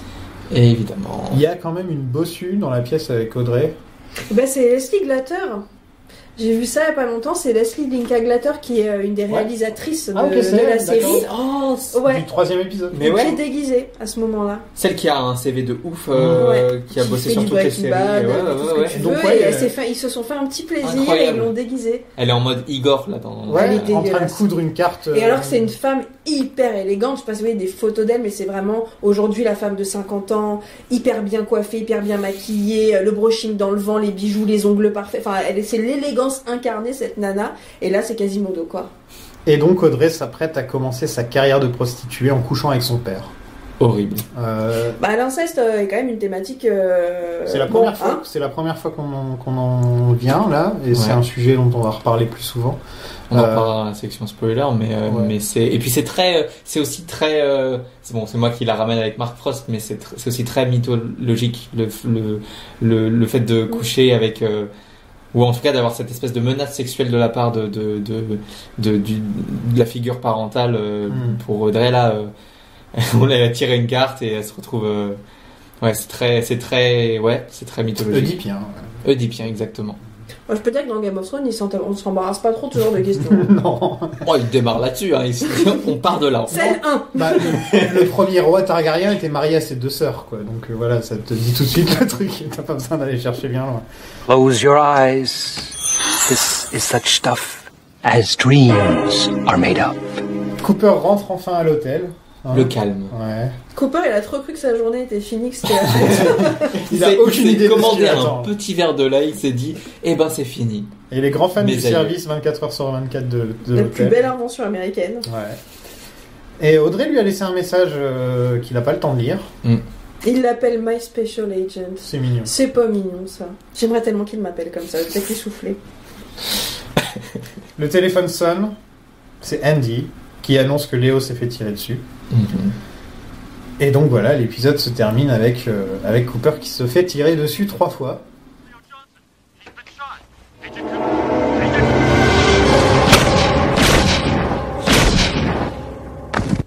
Et cliffhanger à l'année prochaine. T'imagines à l'époque? Non, c'est fort, hein. J'aurais été. Mais genre, quoi? On sait pas qui est. On sait pas qui est. Fais-nous la liste de tous les cliffhangers. Ouais, j'ai une petite liste. Parce que Mark Frost, il a vraiment tout donné là. Il a pris tous les personnages et il leur a filé un truc qui est pas complet. Qui a attaqué Jacoby? Okay. Est-ce que Jacoby va s'en sortir? Shelly, Catherine et Pete vont-ils survivre à l'incendie? Nadine va-t-elle se remettre de sa tentative de suicide? Lucy et Andy vont-ils faire la paix? James va-t-il se retrouver en prison à cause de Bobby? Léo va-t-il survivre? Leland va-t-il se faire choper pour le meurtre de Jack? Audrey va-t-elle coucher avec son père? Qui a tiré sur Cooper? Cooper va-t-il s'en sortir? Et enfin, qui a tué Laura Palmer? Voilà. Moi, je m'imagine, avec mon cerveau d'aujourd'hui, si à l'époque j'avais regardé, tu tires sur Dale Cooper, je me fous de savoir qui a tué Laura Palmer. Je veux savoir qui a tiré sur Dale Cooper. Tu m'as changé de questionnement tout de suite. Mais du coup, est-ce que c'est pas presque un move de Mark Frost d'avoir voulu, bon ça m'étonnerait, mais d'avoir voulu dire que, ok, Laura Palmer, on a arrêté le mec, c'est Jacques, il s'est fait buter par Leland, c'est résolu. Maintenant, le mystère, ce sera le mystère de qui a tué, qui a tiré sur Cooper. Je crois pas, parce que vraiment, il raconte que les pressions d'ABC entre les 2 saisons, c'était, ils pensaient qu'à ça matin, midi, soir, tu vas me dire qui a buté Laura Palmer. Ils harcelaient Lynch toute la journée. C'était un enfer, j'ai lu une anecdote. Donc en gros, t'avais Gorbatchev qui avait téléphoné à Bush, qui avait téléphoné à je sais pas combien de personnes pour appeler le patron d'ABC, pour appeler Lynch pour dire qui a tué Laura Palmer. Réponse de Lynch, fuck off. La reine d'Angleterre, pareil. Qui écoute son anniversaire parce qu'elle a pas que ça à faire, c'est l'heure de la diff. Ouais, c'est l'heure de la diffusion de Twin Peaks. Donc non. Elle dit à Paul McCartney et à Angelo Badalamenti qui travaillent ensemble, Paul McCartney dit j'ai fait un concert de 35 minutes pour votre anniversaire. Et elle dit mais j'ai pas le temps là, je dois aller regarder Twin Peaks. La reine quoi. Voilà. Bah c'est l'équivalent d'aujourd'hui Obama il y a encore 2 ans, 3 ans qui voulait la fin de Game of Thrones ou qui voulait les épisodes en amont quoi. C'est arrivé 2 fois dans l'histoire de la télévision en fait. C'était quoi? C'était pas Game of Thrones pour Obama si? Ah si c'était. Il est fan de The Wire mais The Wire était largement fini, mais oui il appelait HBO et d'ailleurs il y a des moments où il les a eu les épisodes en avance. Jusqu'au gros leak de la saison 4 où HBO a fait se terminer, plus personne ne verra rien, même pas les journalistes, personne allait mourir. Donc voilà, des tonnes de... Qu'est-ce que vous en avez pensé de cet épisode de manière générale? Bah il est cool. Il est cool mais il y a une grosse accélération de rythme. Quand même, parce que pour caler justement toutes ces questions, il faut aller un peu plus vite que d'habitude. Et moi, je trouve qu'il y a moins de moments de souffle et de rêverie. J'adore cet épisode, moins drôle, parce que ça envoie, il se passe plein de trucs, ça dénoue et ça refait des nœuds à côté. Mais effectivement, tu sens pas Lynch, quoi. Tu sens pas ce côté rêverie. On sort pas de la route, quoi. C'est un épisode qui file droit. Du Frost, du pur Frost. Ouais. Une pure Frost où on est dans l'explication, dans résolution d'art. Et je trouve c'est pour ça que les deux quand ils bossent ensemble ça marche parfaitement bien parce qu'il y en a un il part trop loin et l'autre il part pas assez loin et donc on se retrouve bien, mais quand on les laisse chacun de leur côté bosser à 100% sur leur truc, ça devient pas Twin Peaks, ça devient Twin Peaks que quand les deux sont vraiment en symbiose quoi. Mais c'est extrêmement intelligent de confier le dernier épisode d'une saison à Frost parce que tu l'aurais confié à Lynch qui aurait fait encore des digressions dans tous les sens. La garantie d'être renouvelée, elle est pas là du tout, quoi. C'est-à-dire qu'au moins, il a mis toutes les chances de son côté pour être renouvelé. Après, le renouvellement pour beaucoup plus d'épisodes, c'était vraiment pas une bonne idée. Aujourd'hui, ça s'existe. 22 épisodes, c'est trop. Bien sûr, ça doit être le double, le moitié moins, je veux dire. Ouais, à la HBO, 10 épisodes, c'est super. 22 épisodes, ça n'a aucun sens. La saison 1, du coup, ça marche bien. Enfin, c'est très bien, il n'y a pas besoin de... S'il y avait eu plus, ça se serait perdu un peu. Est-ce que vous voulez passer à la section spoilers? Oui. Allez, la semaine prochaine pour les nouveaux et... Enfin, la semaine prochaine, du coup. Ouais, non... On se retrouvera pour parler de Eraserhead, c'est ça? Bah oui. Non, mais je le rappelle. On en a parlé juste avant. Oui, c'est Eraserhead, on va faire Eraserhead. La semaine d'après, on va faire... Elephant Man. Ou 2 semaines après, on va faire Elephant Man. Ensuite, on fera Dune. Et ensuite, on vous retrouvera pour Twin Peaks saison 2. Où on fera les 9 premiers épisodes. Voilà. Donc c'est prêt aux spoilers? Allez, on passe aux spoilers. Make some crying noises, some sad, loud crying noises. Don't be happy. Don't be happy. No, it's too happy. Est-ce que vous savez qu'on n'apprend jamais qui a attaqué Jacobi pendant toute la série? Pour moi, c'est Leland. Ouais, c'est Leland. C'est Mark Frost a dit des années plus tard. Non, mais je crois que c'est Leland. Je suis plus sûr si je retrouve mes post-it. Vraiment quoi. Pas une seule fois dans la série on nous dit que c'est Leland. Ouais, cela dit par rapport à ce que tu disais tout à l'heure où on a une scène sur 2, il y a Hank, tu pourrais te dire tiens. Ah oui. C'est peut-être encore lui. C'est peut-être encore Hank. Ouais. Mais après cet épisode c'est aussi un peu ça, c'est un peu Mark Frost qui en fait des tonnes. Et qui fait exprès que Twin Peaks se perde un peu dans ses backstories. Oui, alors qu'elle était claire jusqu'à présent. Jusque-là, non mais c'est vrai, disons que tout d'un coup quand on a Hank qui se met à parler pendant 15 minutes pour dire oui nos business et tout, et clairement on a vu tout à l'heure on avait chacun une version différente, donc c'était pas bien clair. Voilà, il y a aussi des trucs qu'il a laissés comme ça et ils sont jamais retournés quoi. Et c'est drôle parce que c'était vraiment complètement interdit à la télé à l'époque. Aujourd'hui tu peux te permettre de laisser des trucs, tu vois, t'as des saisons de True Detective où t'as pas vraiment la réponse à tout, mais c'est pas grave parce que l'ensemble est tellement beau qu'on s'en fout. Mais à l'époque, il fallait tout expliciter toutes les 3 secondes, fallait boucler. C'est hallucinant quand tu vois l'ensemble de cette première saison, à quel point elle est hors norme et à quel point... je crois qu'ils réalisaient pas eux, parce que Lynch il s'est quand même beaucoup plaint, oui on me demande des comptes, oui nanana, mec t'avais la plus grande liberté qu'on ait jamais eue en fait dans l'audiovisuel. Ça n'a jamais été fait. Il répond à aucune question, il rajoute des questions sur les questions. C'est magique. Ouais, et c'est dans la saison 2 qu'il commence un peu à patiner.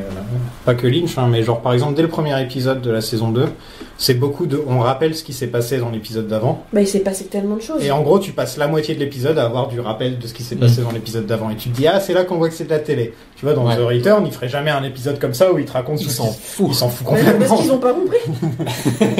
Non mais tu vois, moi je me souviens qu'à l'époque de The Return, les gens disaient il y a pas de spoil. Bah évidemment qu'il y a pas de spoil. On n'a pas compris. Qu'est-ce que tu veux que je te spoil en fait? Déjà, il y a rien qui répond à rien puisque c'est complètement éclaté dans le temps et dans l'espace. Bah, il y a pas, c'est inspoilable. Oui, il y a Jacques qui dit qu'il s'est fait assommer par Léo dans... Ah oui, alors la bouteille et tout. Ouais, bah c'est de la connerie parce qu'il se fait assommer par Leland dans Firewalk With Me. Donc c'est juste encore un moment où ils ont mal... Ouais, et il y a un autre truc, alors vous allez peut-être pouvoir m'éclairer parce qu'il y a vraiment un truc que je ne comprends pas. Dans Firewalk With Me, t'as Donna qui est jouée par une autre actrice, mais c'est Donna. Oui, toujours. T'as Donna qui va au Roadhouse avec Laura, qui voit tout ce qu'elle fait, qui fait la même chose, et après dans la série, t'as Donna qui est là, ah bon? Non, c'est parce qu'elle est ivre morte et droguée. Elle s'en rappelle plus. Non mais attends. À mon avis, elle est... Tu rigoles ou quoi? Elle est pas ivre morte minute 1. Hein. Non, mais à un moment, elle est sur la table. Surtout quand oui, non, mais à ce moment-là, mais quand en amont de ça, elles sont en train de boire des coups, elle voit sa pote rouler des gamelles à n'importe qui, elle fait pareil, elles viennent de commander leur verre, elle est complètement nette. Et t'as quand même 2 saisons où Donna est hyper étonnée que sa copine ait des ombres même tableau. Même dans le pilote, oui, elle est toute candide. Ouais, et là il y a un truc que vraiment j'ai pas pigé parce que ça fait aucun sens. C'est même plus de l'incohérence, hein. C'est que carrément, alors soit c'est une façon de justifier que c'est pas la même actrice. Non, et tu vois, de créer, de brouiller des pistes ou j'en sais rien. Non, c'est juste ils avaient envie de faire d'utiliser Donna de cette manière-là. Peu importe si c'était pas nécessairement cohérent. Dans Firewalk With Me, Donna et Ronette, elles représentent les deux personnalités de Laura, la sage et la madone et la putain, comme on dit.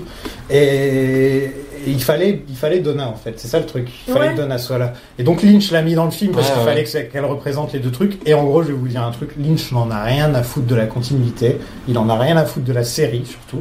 La série le dégoûte la plupart du temps. La saison 2 l'a dégoûté vraiment. Twin Peaks, il en avait marre et il voulait faire un truc qui dans Firewalk With Me, il voulait tuer Twin Peaks. Et donc pour ça que ça commence avec une télé qui se fait casser. Tu sais, le film commence avec une télé qui se fait péter et tout le film c'est clair. On prend tout ce que t'aimes dans Twin Peaks et on le balance quoi. On le balance par la fenêtre, on le retourne et on en fait quelque chose d'autre. Et je pense que Donna c'est pareil. On prend Donna, on la retourne, on en fait quelque chose d'autre quoi. Et on aime ou on aime pas quoi. Je pense.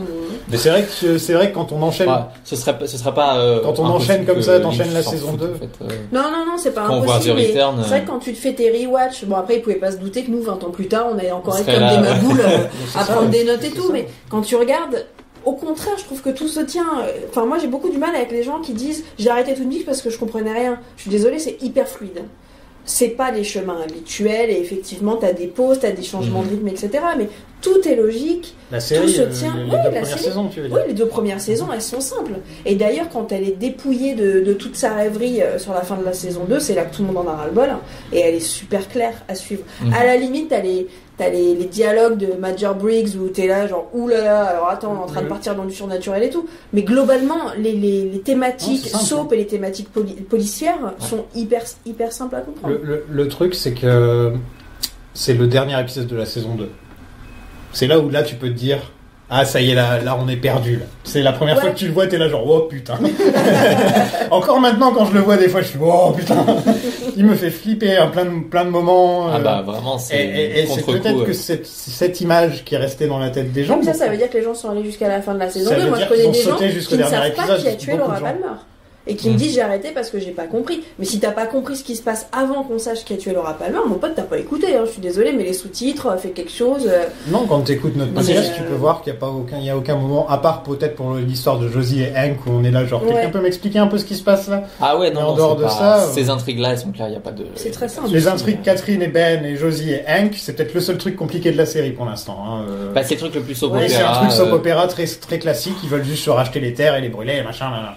C'est ouais, c'est vrai que au final c'est peut-être le seul truc où tu peux te dire, sinon le reste pour l'instant, Cooper il a eu un rêve bizarre, Dans l'épisode d'après, on nous a expliqué que le rêve, il fallait commencer à regarder le rêve et à l'analyser pour essayer de trouver les indices et des trucs comme ça. Il trouve des indices. Tout au long de la saison, à chaque fois qu'il y a un truc qui lui rappelle le rêve, il le dit à haute voix, comme ça tout le monde. D'ailleurs, c'est hyper didactique. Ouais, in my dreams. C'est pas Lynch, oui, ça, on c'est sait, Frost. on a suivi. Ça, c'est Frost, ça, tu vois. Ça, Lynch, il expliquerait jamais le rêve, il l'aurait mis, il l'aurait jamais expliqué. Ah oui, il y aurait rien qui serait revenu. Et dans les épisodes d'après, Frost a fait bon. Bien, on s'amuse avec ça. Oui, voilà, c'est ça. Ouais. C'est bien. Ouais, il a pris les trucs laissés par Lynch, il en a fait quelque chose. Et c'est pour ça que c'est très abrupt de terminer avec le final de la saison 2 où du coup, Lynch il met tout. Et ensuite, il y a Frost qui est genre, ah bah merde, c'était le dernier. Qu'est-ce que tu veux que je fasse maintenant? T'inquiète, on leur dira dans 25 ans. C'est dans les 2 premiers épisodes de la saison. Et ils disent rien. C'est dans les deux premiers épisodes de la saison 2, où en dehors de l'exposition qu'il y a pendant une bonne partie, c'est que t'as tout le début avec le vieux qui est là, qui dit est-ce que tu veux ton verre de lait, et ensuite il veut pas répondre au téléphone, et ensuite il y a le géant qui apparaît et qui met 5 minutes pour dire 2 phrases et ensuite tu finis l'épisode avec une récréation du meurtre de Laura par Bob qui est flippante, qui est là avec les sangs. C'est la première fois que tu vois enfin le meurtre de Laura et tu fais wow. Et l'épisode d'après, Donna elle va voir un gamin qui a du cream corn dans les mains et qui fait disparaître le cream corn et des trucs comme ça. Là je peux comprendre qu'on comprenne les gens, et que les gens aient fait bon bah siège éjectable. Mais qu'on se dise oh là tu sais quoi, c'est en train de prendre un chemin, j'aime pas trop ces trucs là. Mais il faut accepter aussi de pas tout comprendre. Bah non. Sinon il n'y a plus de magie en fait. Ah oui, non mais de toute façon c'est avec Lynch. Non mais nous on s'appelle Lynchplaining par exemple, c'est une blague autour de mansplaining, c'est les mecs qui parlent trop alors qu'on leur dit. Bah j'en fréquente tout le temps. Voilà. Et j'en connais plein. Et nous on fait ça avec Lynch, on parle trop souvent de Lynch quand on veut pas qu'on en parle. C'est pas ça, c'est pas qu'on veut expliquer Lynch, c'est qu'on veut en parler en fait. Oui évidemment, c'est un prétexte. On veut analyser tout ça, etc. Mais jamais notre but c'est de dire ça veut dire ça. C'est que chacun va avoir sa propre interprétation, surtout avec la saison 3 où là on a vraiment ça ouvre des tonnes d'interprétations. Bon courage pour vos podcasts pour la saison 3. Ça va être intense. Non, il faut juste que les gens ils aiment les épisodes de 5 heures quoi. C'est tout. Ouais, à mon avis l'épisode 8 par exemple. L'épisode 8 on le fait en 2 On va le faire en 2 fois. D'ailleurs, il le projette sur grand écran après la masterclass de Kyle. Non, mais est-ce que vous vous rendez compte qu'on va voir ça sur grand écran? Vais-je pleurer? Oh, maybe. Non, mais c'est fou. Moi, tout le temps où je regardais l'épisode, je me disais, je veux le voir sur grand écran, écran. Est-ce qu'un jour? Eh bah ouais. Ouais. C'est dingue. Et puis c'est 2 millions d'Odyssées de l'espace tiers, quoi. C'est vraiment les trucs incroyables que au cinéma ça va être encore plus. On va avoir The Nine Inch Nails à la Rodolphe. Non mais ouais, non c'est. Donc je t'ai demandé avant le podcast, est-ce que tu te rappelles qui a tiré sur Cooper et tu m'as regardé genre non. Non. Je me souviens plus. Écoute, moi non plus. Tu t'en rappelles pas? Est-ce que je peux le dire ou? Ah ouais. Ok, c'est Josie. Ah c'est Josie. C'est Josie. La dernière qu'on imagine à chaque fois, c'est. Et ouais. Bah non mais plus ça va, moins c'est la dernière qu'on imagine. Ouais, après parce quand que là dans cet épisode et celui d'avant. Pourquoi elle tue Cooper quoi? Enfin elle veut tuer Cooper. Parce que c'est quand même Cooper, c'est le mec de l'extérieur qui vient dans une communauté et qui dévoile tous les secrets. Hein. Exactement. Donc rien ne lui résiste. Il te regarde, il sait ce que tu penses. Donc c'est dangereux pour elle. Hein. Mais pour ces mêmes raisons, ça aurait pu être n'importe quel autre. C'est vrai. Ça aurait pu être Catherine. Ça aurait pu être. Hank, parce que clairement il fait oui, mais c'était évident. Josie, elle a tout à perdre. Josie, elle a réussi à construire. Tu vois, elle se tape quand même le shérif, quoi. Elle a réussi à construire un personnage de personne. C'est quelqu'un d'angélique. C'est quelqu'un d'innocent. Elle parle pas très bien anglais. Elle est tellement mignonne et machin et trucs. Si quelqu'un comprend que c'est pas ça, ce personnage-là, elle perd tout. Ouais. Donc elle a beaucoup. Catherine Martel, oui, bon. C'est vrai que Cooper, c'est le seul qui questionne et qui lui fait mais tu sais d'où elle vient ta meuf quand même. Ouais. Le fish, le poisson dans le percolator. On a regardé un peu la scène et on a découvert qu'en fait c'est Josie qui fout le poisson dans le. Ouais. Mais pourquoi elle met un poisson dans le percolator? On sait pas. Et en fait c'est parce qu'elle aime pas Cooper. Ah. Maintenant ça explique en fait. Depuis le début elle aime pas Cooper parce que lui il est en train de couper ses poissons mais tu vois juste Josie qui passe et elle est en train de préparer le café, elle regarde les poissons et la scène d'après il fait there was a fish in the percolator. Ah c'est génial. Mais il faudrait voir la symbolique du poisson. J'étais là genre nous quand on avait découvert ça on fait pourquoi c'est une troll comme ça genre elle troll juste pour le plaisir. Bah c'est marrant parce qu'en langue française finalement une lettre près c'est du poison quoi qu'elle a mis dedans. C'est vrai. Il y a Anguille David, il nous étonnera toujours. Il y a anguille sous cafetière. Exactement. Bon, on a fait le tour. T'as tout dit, mon bichon? Bah écoute, ouais, bon, il y aurait 1000 trucs à raconter sur la saison 3 et tout ça, mais on aura bien l'occasion d'en reparler. Comme tu veux.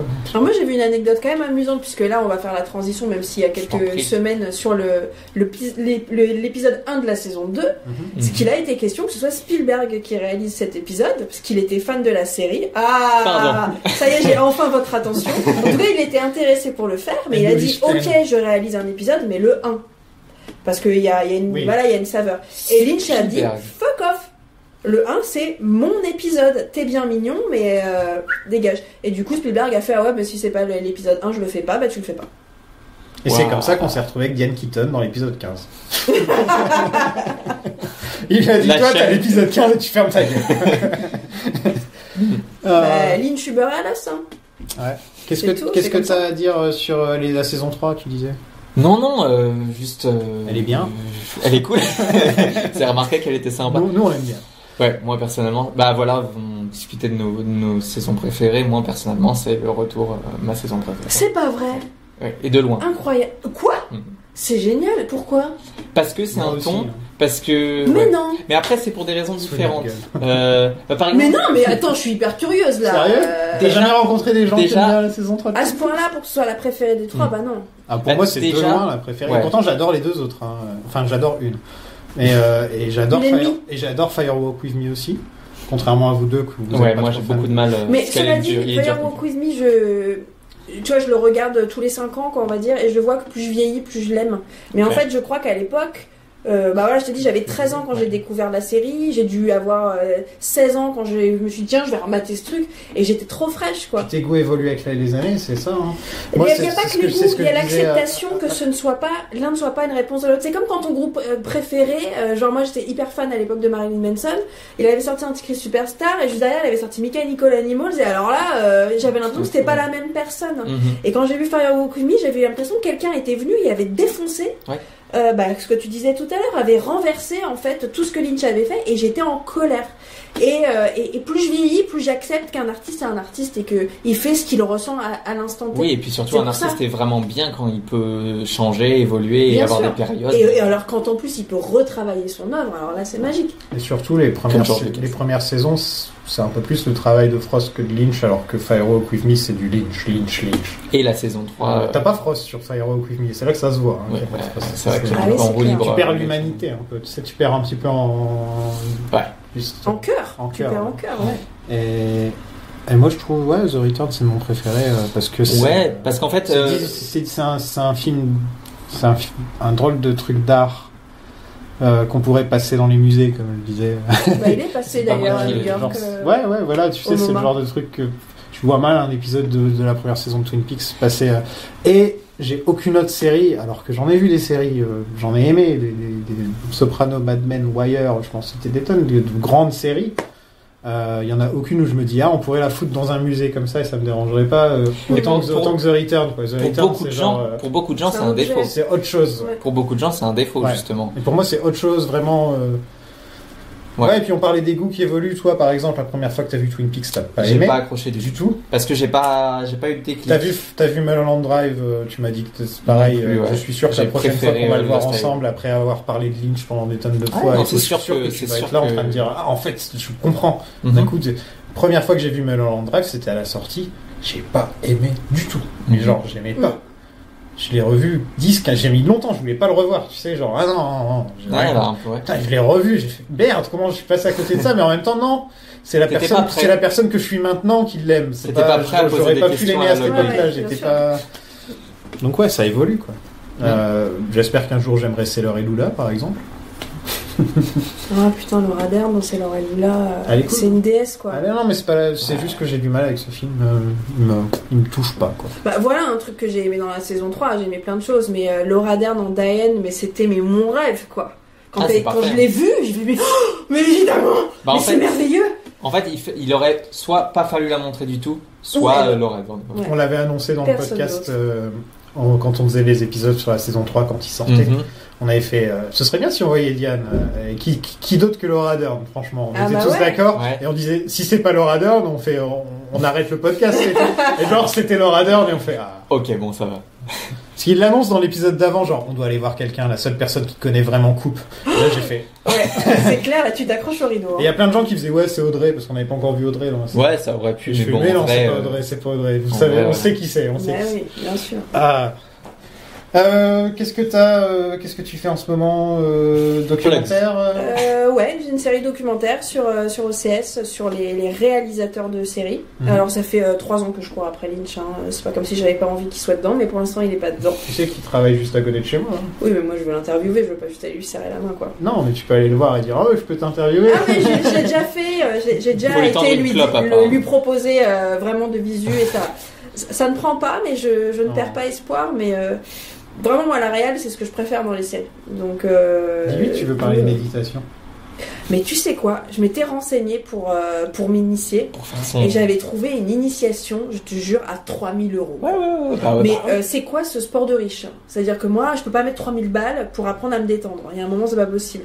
Et pourtant, Eddie Vedder, David Lynch, enfin toutes mes idoles font de la méditation transcendantale. Ça m'énerve Mais en fait, c'est horrible. Tu te rends compte quand j'ai pas les moyens financiers de faire ce qui fait que ces gens-là sont les artistes qui sont. Je trouve ça terrible. Terrible. Et d'avoir les leggings designés par Lynch avec les planètes et tout là. Les leggings du coup. Tu sais, il a designé des leggings pour la méditation. Dans ses grandes. Sur Etsy, quand il sait plus où il habite et qu'il fait des assiettes et je sais pas quoi, il a fait des leggings. Non mais en vrai, t'envoies un long message. Nous aimerions beaucoup parler méditation. Tu mets méditation partout dans ton message. Et là, il va faire OK, let's go. Dans ce cas-là, et une fois que t'arrives, tu parles jamais de méditation. Oui, non mais tu sais comment il fait. Tu lui poses. Non, s'il reste, il répond à ta question à côté. Il va dire. Il répond la réponse qu'il a envie. Il va dire oui, les idées, c'est comme à la pêche.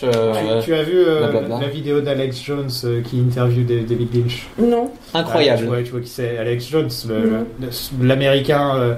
Le mec de Infowars. Ouais, qui parle comme ça tout le temps. Et qui They're gonna make the freaking frogs gay. T'es un imitateur, quoi. Je dis pas ça, putain, je dis pas ça.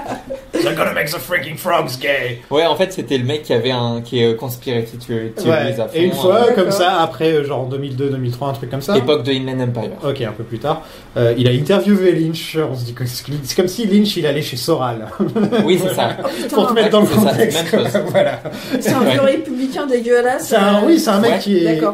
Et en fait, pourquoi il l'a interviewé? C'est parce que dans une autre interview un petit peu de temps avant, Lynch a fait l'erreur de parler du 11 septembre. Donc le gars, il a dit j'avais besoin que de ça. Et du coup, il l'interview pour Inland Empire. Il lui pose une ou deux questions pour déconner. Mais ensuite, il commence à lui poser des questions sur le 11 septembre. Lynch, il s'en fout. Il se met à parler méditation transcendantale. Ouais. Il fait alors oui, d'accord, le 11 septembre, mais quand on médite, pour la paix dans le monde, je pense qu'on devrait tous méditer. C'est surréaliste. C'est sur YouTube. C'est gourmet. Ah, je vais aller voir. Mais je n'aime pas voir partir dans tous les sens. Mais ma collègue Sophie, avec qui je travaille, qui fait l'émission Story Movies, donc sur le cinéma actu, elle a interviewé. Et elle m'a dit, et c'est aussi pour ça que je rêve, c'est que quand il te parle, il dit ton prénom. Toujours. Il est comme... et moi, je rêve de ça. Toi. Il est devant moi, il va me dire Charlotte, et il va me parler. Et tu sais, je vais faire tout avec mon message de téléphone. Je rêve de ce moment-là. Il lui a dit Sophie, et après il lui a répondu, quoi. Ouais. Et c'est vraiment Cooper, parce que Cooper, dès qu'il parle à quelqu'un, il dit son prénom avant. C'est trop beau. Les deux, ils sont dans le moment présent. Ouais. Les deux sont dans parce que la méditation transcendantale et tout. Donc ouais, non, c'est cohérent. Et en parlant de Kyle, quand est-ce que tu fais la masterclass? C'est le 20 juin. Le 20 juin, il y a encore des places? Non. Ah bon, bah tant pis. Non, mais apparemment c'est complet. Par contre, ouais, c'est dans le cadre, donc il faut le dire, du Festival des Champs-Élysées, qui est un super festival de cinéma américain. Mais il y a Kyle, alors évidemment, il y a une rétrospective Dieu, mais il y a Christopher Walken, il y a Jeff Goldblum, il y a David Lowery qui a fait mon film préféré de l'année dernière, Ghost Story, qui est un putain de chef-d'œuvre, qui a réalisé des épisodes de Rectify, qui est vraiment un super mec, il y a des bras graniques, il y a plein de projections. Il y a l'épisode 1, 2 et 8 de la saison 3 qui sont projetés sur le grand écran. Nous, on y sera. Ah, on y sera. On suivra les... Je saurai où vous êtes assis, voilà. les gros gens. Ouais. Au moment où la bestiole elle va dans la bouche de la gamine. Ouais. Vaseline. Non, mais il va y avoir du sanglot, mais c'est trop bien. C'est trop bien. Non, mais c'est un super festival. Enfin, tu vois, moi, je suivais les gens, mes collègues qui étaient au Festival de Cannes et ça donnait pas du tout envie. Mais là, le fait que ce soit à Paris, que ce soit beaucoup moins select, prout, je sais pas quoi. Et, c'est hyper sympa. Les séances sont gratuites. Ça fait quelques temps que ça existe déjà. Je crois que ça fait 10 ans. C'est très méconnu. J'y suis allé une fois voir un film qui était réalisé par la femme d'un mec qui jouait dans Big Bang Theory, et c'est qu'une fois que je suis arrivé que j'ai vu le mec qui joue Howard dans Big Bang Theory, et genre il était assis en face de moi, je fais merde, c'est marrant ça. Et ouais, c'était pas du tout prévu, je me suis juste retrouvé qu'une place gratuite. Et... Bah d'ailleurs, le point Twin Peaks l'année dernière, il y avait Jennifer Jason Leigh qui était là. Ah ouais? Cool. Absolument. Bonne carrière celle-là. Celle-là. Ouais, son rôle m'a un peu déçu dans la saison 3. Je trouvais que c'était vraiment je vais mâcher fort mon chewing-gum et faire un peu la gueule, Chantal. Et puis ça fera la blague, quoi. Bon. Oui, Chantal. Non, elle mange pas des chewing-gums, elle mange des chips pendant toute la série. Elle fait que de bouffer. Elle a des chips pendant toute la série. Bah, à nouveau, Kyle, elle lui fait un gros bisou de l'enfer. Ouais. Personne ne lui résiste. Ah, et puis Mr. C qui dit You're all nice and wet.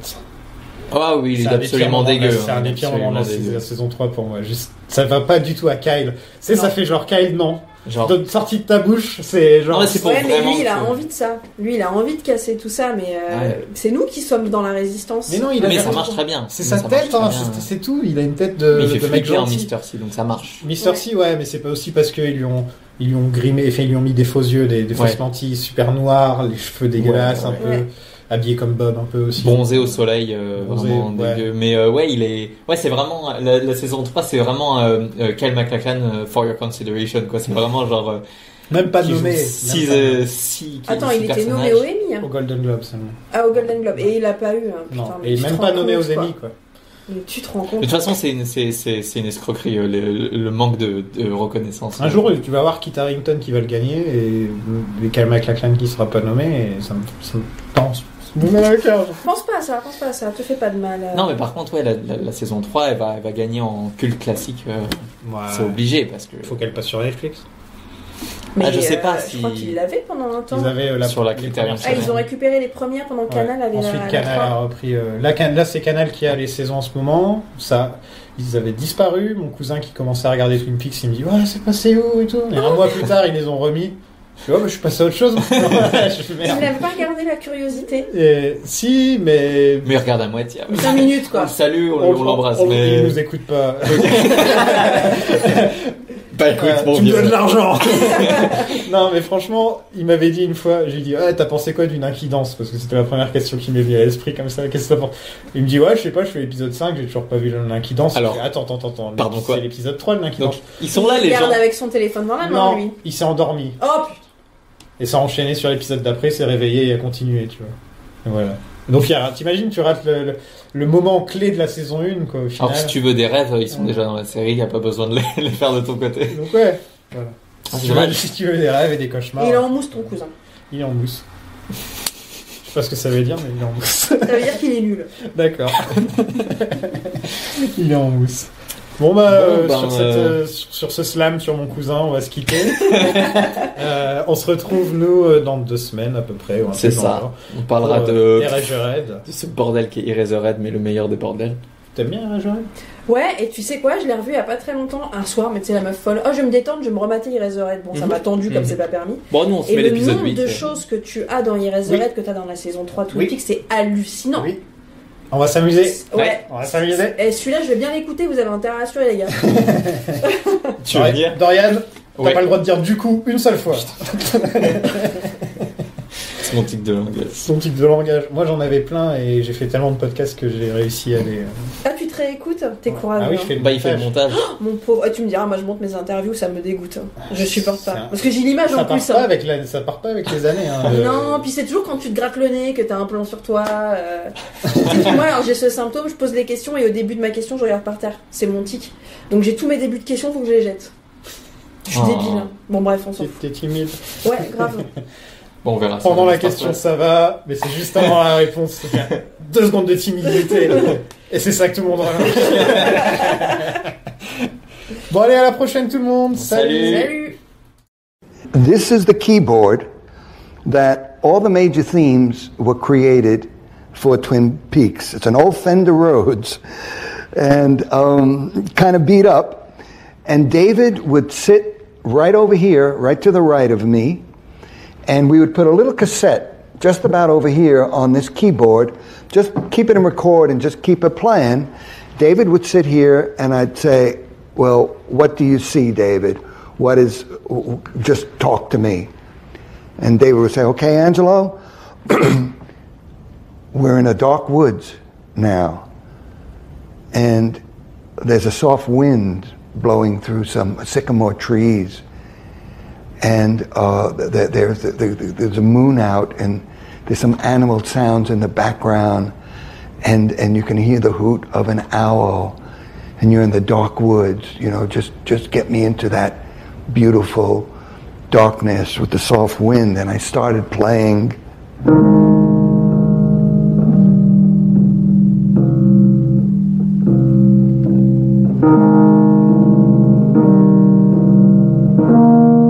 And David would say,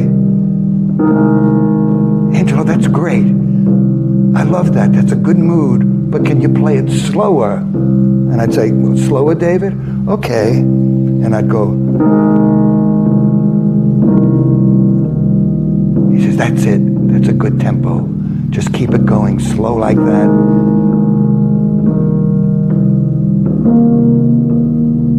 Just keep that going for a while. And in David's mind, you can just see that he was visualizing the description that he envisioned.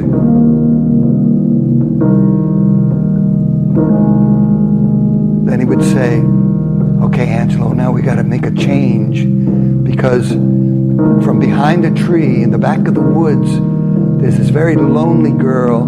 Her name is Laura Palmer, and it's very sad, but get something that matches her.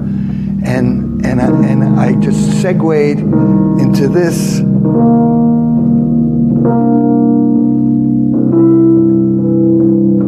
And he'd say, well, that's it. It's very beautiful. I could see her.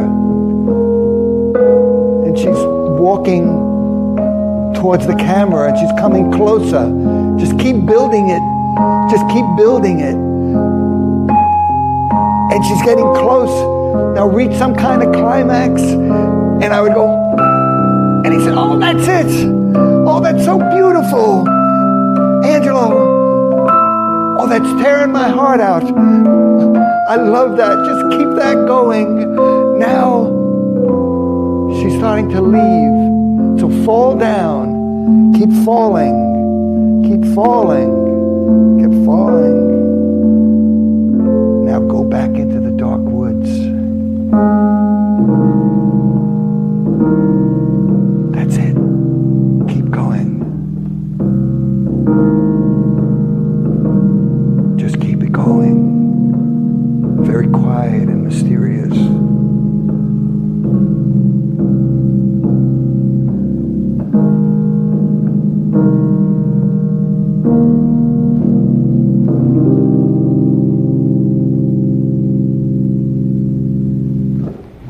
David got up, he gave me a big hug. He said, Angelo, that's Twin Peaks.